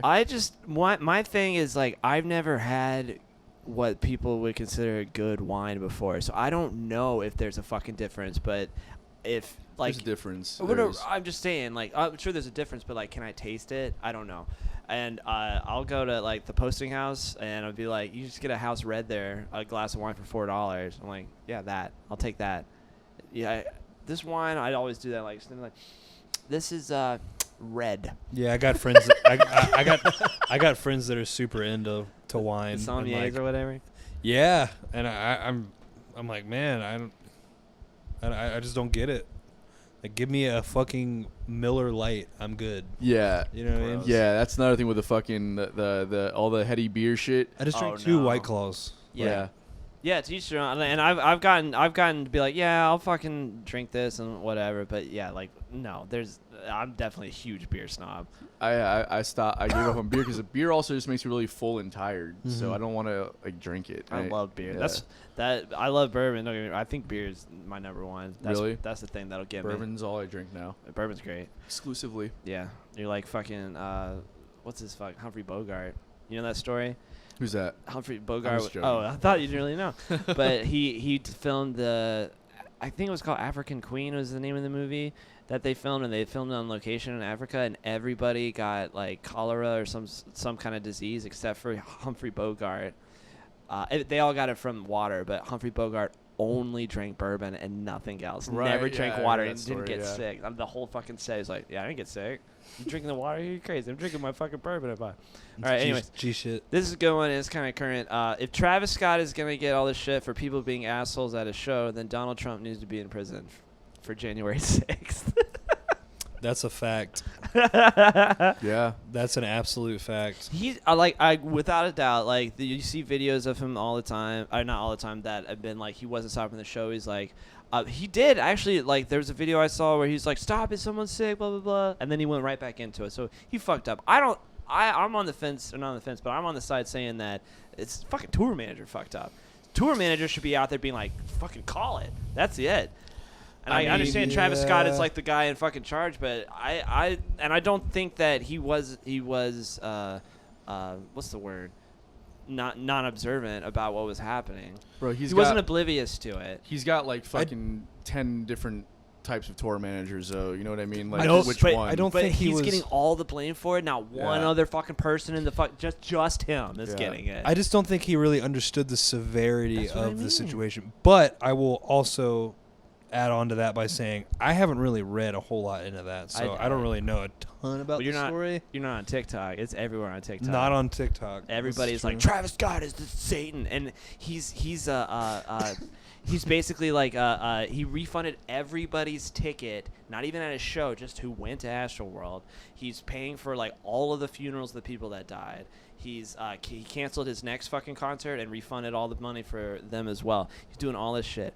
What did Donald Trump do? Didn't make it dead. He didn't do shit about it. He's like, I didn't fucking do it. He even got like, what's it called?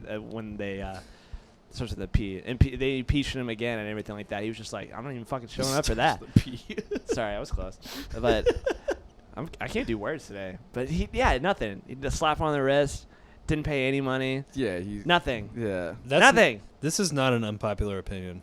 Oh, it's not? I don't think so. No. I think a lot of people want Donald Trump to Yeah, I pay guess. for what he did. Yeah, I guess yeah. the Travis Scott thing is the unpopular opinion That- part that's because a what lot I of people are mean. mad at him. Yeah, it's just like they obviously Travis Scott for sure fucking could have been like I'm out, and then maybe people would have This- dispersed. Yeah.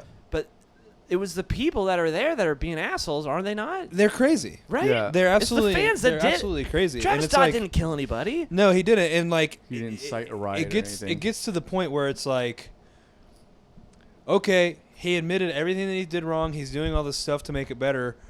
What else is he supposed to do now? Like to make you guys happy? Like, yeah, people Run for died. I'm president. sure he's not. I'm sure he's not happy about that. Yeah. You know, it's Right. not Of like course he not. wants people to die at his No. concerts. Like, what? Like, they're acting like he's like making sure that 8 people die at every one of his shows. Right. Right. You know, and I that mean- sucks that people died. But what is he supposed to do? I think that, and I don't know the full. I don't know what's going on with the situation. I literally saw a Facebook post about it earlier, and that's all I know about it. Really? So I don't know anything about I've it. done so much But- research on this. This is crazy. I mean, I just don't care. But like the thing is that the end, not that I don't care about the people who died, but I don't care about the situation as a whole. Like, Yeah, at I the know end what of you mean. At the end of the day, it's like, you know, I think that people just want to have a hot take, right? If the Yep. hot take is like, oh, it's the fucking artist's fault. Yep. He's got all the fucking money. It's his fucking show. Like they should be. It's like. We're All right. in the hot take age right now, That's bro. what it is, man. Everybody's got a fucking hot take right now. Twitter breeded that. Gave you Yeah. 150 characters or whatever the fuck Yep. to come up with your one opinion. And, Right. And that's it. Right. At least on Facebook, old people are putting like novels and shit. You know. That's true. And then you can just like scroll right past Yep. it or unfollow. Yep. Yeah. You see the novel and you're like, okay. Yeah, exactly. I literally just like anytime I just see Trump is unfollow. Just anything political, politics unfollow. Yeah, you always had the option to not say anything and just turn the other cheek like the Lord did. Yeah. But no, you're going to fucking Praise you know, him. Praise him. Yeah. Praise Allah. Hallelujah. Are we not doing the Muslim thing here? Sorry. Muslim thing. I said praise Allah. I don't know. Oh, don't. do They're all the that. same hymns. That is true. Yeah, they are. Yeah. But That is anyways, true. yeah, I just think, I don't know, just, I guess, like you said, like people don't know how music and concerts work, and so it's just his fault. I mean, the Who had a bunch of people die at their concert back in the day. Also, people rushed the Barricade? gates. Yeah. Who's the guy running in front of the house? He didn't see what was going on? Mute. End of the fucking show. That's why he's getting. Yeah, the sound guy should go to jail The lighting. for a long If time. you guys want a real fucking hot take, The L- sound guy is fucking responsible. The for fucking whole LD thing. has all the lights. Just turn everything on and then all of the lights You're right. off. LD and the sound guy are going to fucking jail. Fuck them. Tour manager. Fucking Tour monitors. manager too. Throw them all in. Throw the whole fucking production in jail. I'm The just guy who saying. fucking Travis the guy who Scott hung should the start, fucking should lights. start anew. Yeah. should start anew. Anyway, Trump's got 2024 is all I'm saying. All right, you got one, bud? No, I haven't done my third one yet. bro. Talking to Dylan. I haven't done my third one yet. Oh. Wait, I started it? Yeah. Oh, do, my bad. I do have one though, and you guys are. I don't know if we're gonna even be able to talk about it because I don't know if you guys know. But go ahead.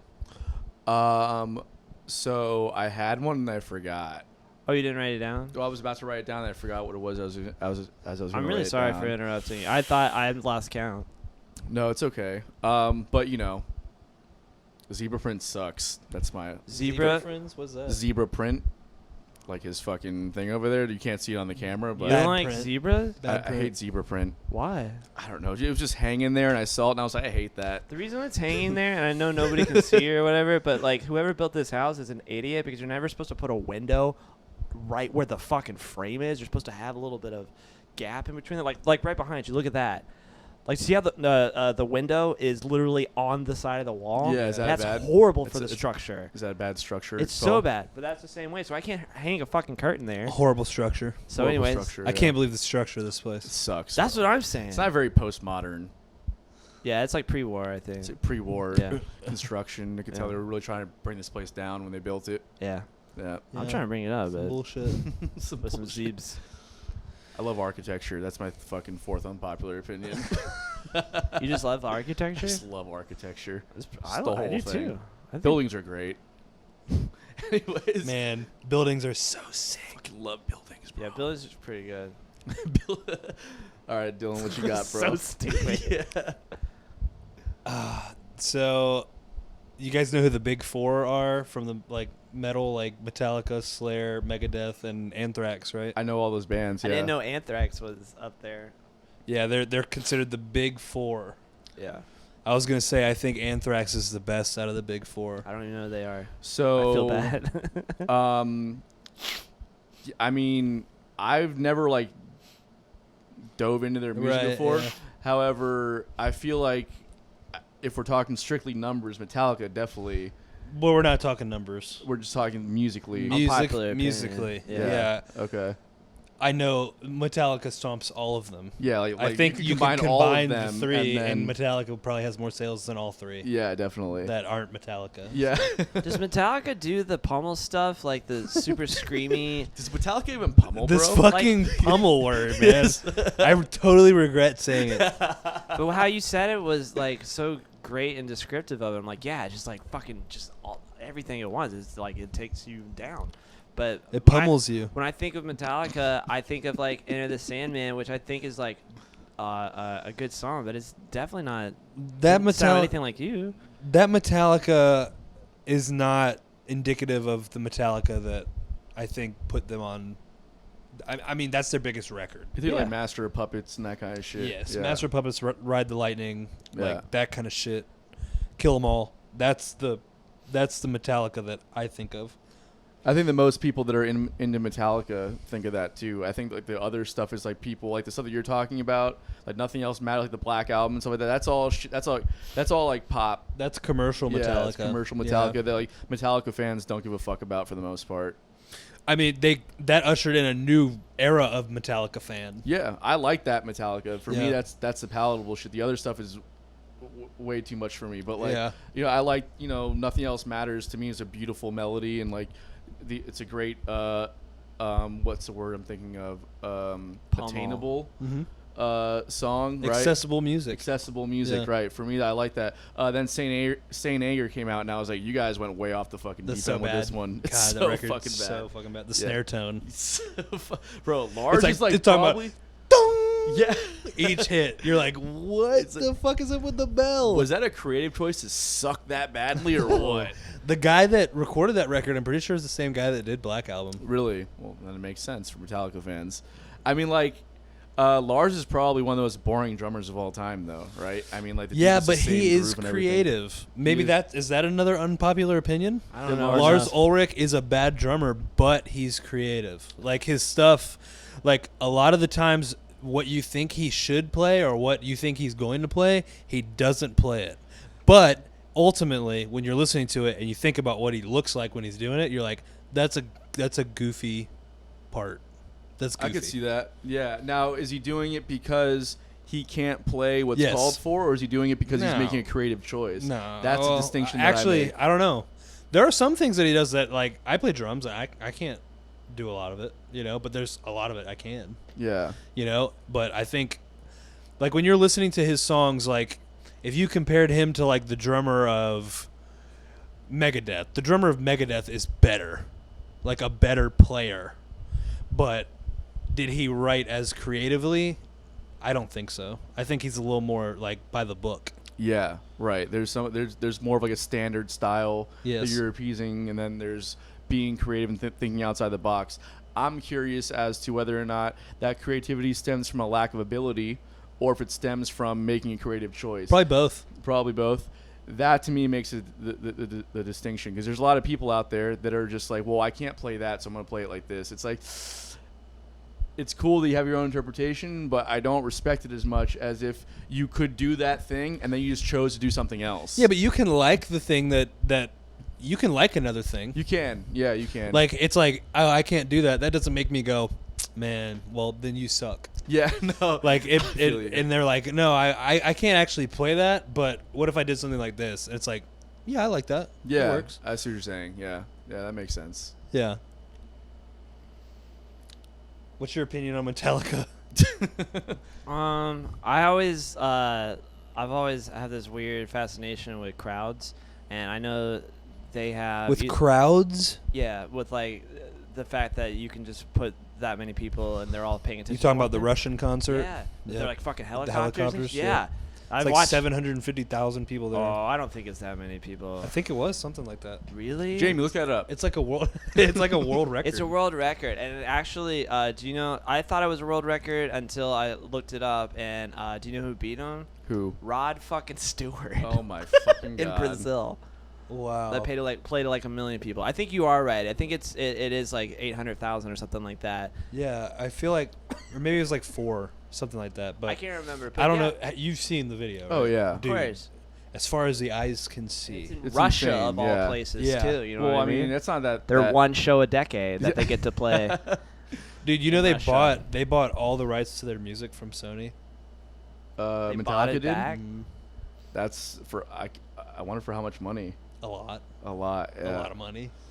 But they bought all of it back, and now it's like there's no label or anything. It's just through them. They're just making all the fucking Yep, money. all of it. That's amazing. And all the merch rights and all that stuff. Oh my god. So like every Metallica shirt you see at fucking Target, that goes right into their fucking pockets. that goes in Wow. that goes in right in Lars's pocket, bro. That Right fucking in- guy, bro. How do you feel about that? Think about that the next time you buy one. Makes me a little sane angry. If you know what I'm saying. Well, Saint I angry. guess Yeah. since they have all the rights Saint to their pissed. Saint pissed. Oh, follow-up album. I was gonna Sequel. say, since they have all of their rights to their music and merch, I guess nothing else matters. Boom. That was a good man, one. There's a lot of good puns happening tonight. was a I'm into good one. this. That was a really good one. Fuck, I forgot what I was gonna say. Don't worry about it. I just fucking capped it off. Just end it. Yeah, there's nothing else I can say at that point. All right, well, thanks for being here tonight, man. Yeah, it this was is just- a lot of Thank fun. you guys for having me. I This was loved fun. it, man. Absolutely. I feel like I still have so many more questions about it. I just need to go see or like go see a metal show. Period. Dude, 2 weeks we're playing here for the Where? first time at Archetype. You're playing. That's like right down the street. What You day? guys should come, man. Are you Oh, playing yeah. like a Tuesday or something? I think it is a Yeah. Tuesday. It's so weird. You guys are just like, yeah, we're gonna play Tuesday in like South. Well, it's because wow. it's part of a tour. So Yeah. I think the tour starts in Orlando on a Sunday. Oh, I didn't mean you. I meant like metal bands in general. Like, yeah, we're gonna play on like Wednesday at 8 Yeah. o'clock. See you there, and it's like fucking through the roof. There's so They're gonna many save their people. Good Friday and Saturday nights for a better market. At the end of Yes, the day. absolutely. Yes, absolutely. Yeah. Man. I went to a metal show one time. I just want to say. Oh yeah, go ahead. I went to a metal show one time. Oh, twice actually. I saw Cradle of Filth Ooh. at That band's crazy. Revolution in Fort Lauderdale. Yeah. And I was underwhelmed by the mosh pit because I was even trying to get in there and get some shit going and nobody was down. It's Yeah. very strange. People don't mosh for us either. People just kind of stare at us, just like cross their arms and just. Oh, you got a bunch of musicians in the crowd. That's why. Yeah. Yeah. So it's like, we're just, oh, fuck these guys. I could do that. That's what they fucking Every time, do, bro. every time I open up my shower curtain, for some reason I just go, "Open up the pit." I don't know why I say that, but I do that every time. Such a weird thing to I just do it every acknowledge. time. I just do it every Like, time. in public. I don't know. I don't know why I do it. That's such I'm glad you told me. I just do it. Open up. I don't know. And then I went to Ozfest 2006. Dude, that was probably fire. I don't really remember. I took 3 Xanax bars. It was taking a bunch of shots on the way there. And then smoked 2 Yeah. blunts. All I remember was just beating somebody's ass because they owed one of my friends money. And that's all I Jesus, remember. bro. I was wild in high school. I was a wild kid. But that's all I remember. It's literally, I can't, like, I remember I saw System of a Down. I remember seeing them kind of, but I remember the show being very, very boring because they were actually, like, they broke up after that night. Wow. So I found out, like, the next day they broke up. So You found obviously- System of a Down boring, and you're on Xanax. because they, I was, I mean, yeah, I That's was crazy. fucking hammered. I was trying to like get in the mosh pit. Nothing was happening. It was so boring. They weren't moving. There was nothing happening. They were just singing the songs. You're like, Like, let's fucking go. let's fucking go. And everyone around you is like, chill the fuck out, man. Yeah, it's like, yeah, exactly. What the fuck's wrong with you? Yeah. See, we don't. He's do like, that do you anymore." owe me money too? And then, I saw. I remember vaguely seeing Disturbed also, Yeah. and I fell over in that mosh pit because I was fucked up. That band's bad. Never Yeah. been in a mosh pit. There, It seems like it hurts. a mosh pit. Yeah. Yeah, Doesn't I look don't fun to remember me. what it felt like, but I remember that it was. I remember a lot of arms flailing around and just being on the ground, and then getting out. That sounds. It was terrible. It was also the So last. you don't remember much of the day, period. No, there was at one point I was sitting in the lot, like like by the amphitheater, like there was like a grass area. I was sitting there smoking a blunt. I don't remember who was playing or what was happening around me. I remember the action of hitting a blunt, and then the next memory that I have is punching someone in the face, and then the memory I have after that is System of a Down just standing there. Then the memory I have after that is Disturbed falling over in the mosh pit, and then that's it. That's it. Black. That's all I got. Blackness. Just blackness. And then the next day was the first day of my senior year in high school. So I don't remember that day either because 3 Xanax, 3 white sticks. Jesus, bro. When you weigh 130 pounds, takes a couple days out of you. Don't do drugs. That's a good way to end It's this. a good way to end this. Yeah, so kids, I'm not saying to do drugs, but they are fun sometimes. At that, we're looking for sponsors if anybody wants to get involved. None of that sounded fun. I was sounded joking. miserable. Don't do drugs. This has been Bottom of the Bill. Thanks, bro, for being out here today. Yeah, thanks, It's been Dylan. fucking awesome. Thanks It's for great having to me. meet Hell you, yeah, actually. man. Seriously. All right. Make sure you follow Yashira on all the platforms, social media, and streaming stuff, even though you don't do that kind of thing. And, catch them on their tour. Catch them on TikTok. Catch them on TikTok. What? Metal TikTok. See you guys next time. Adios, muchachos.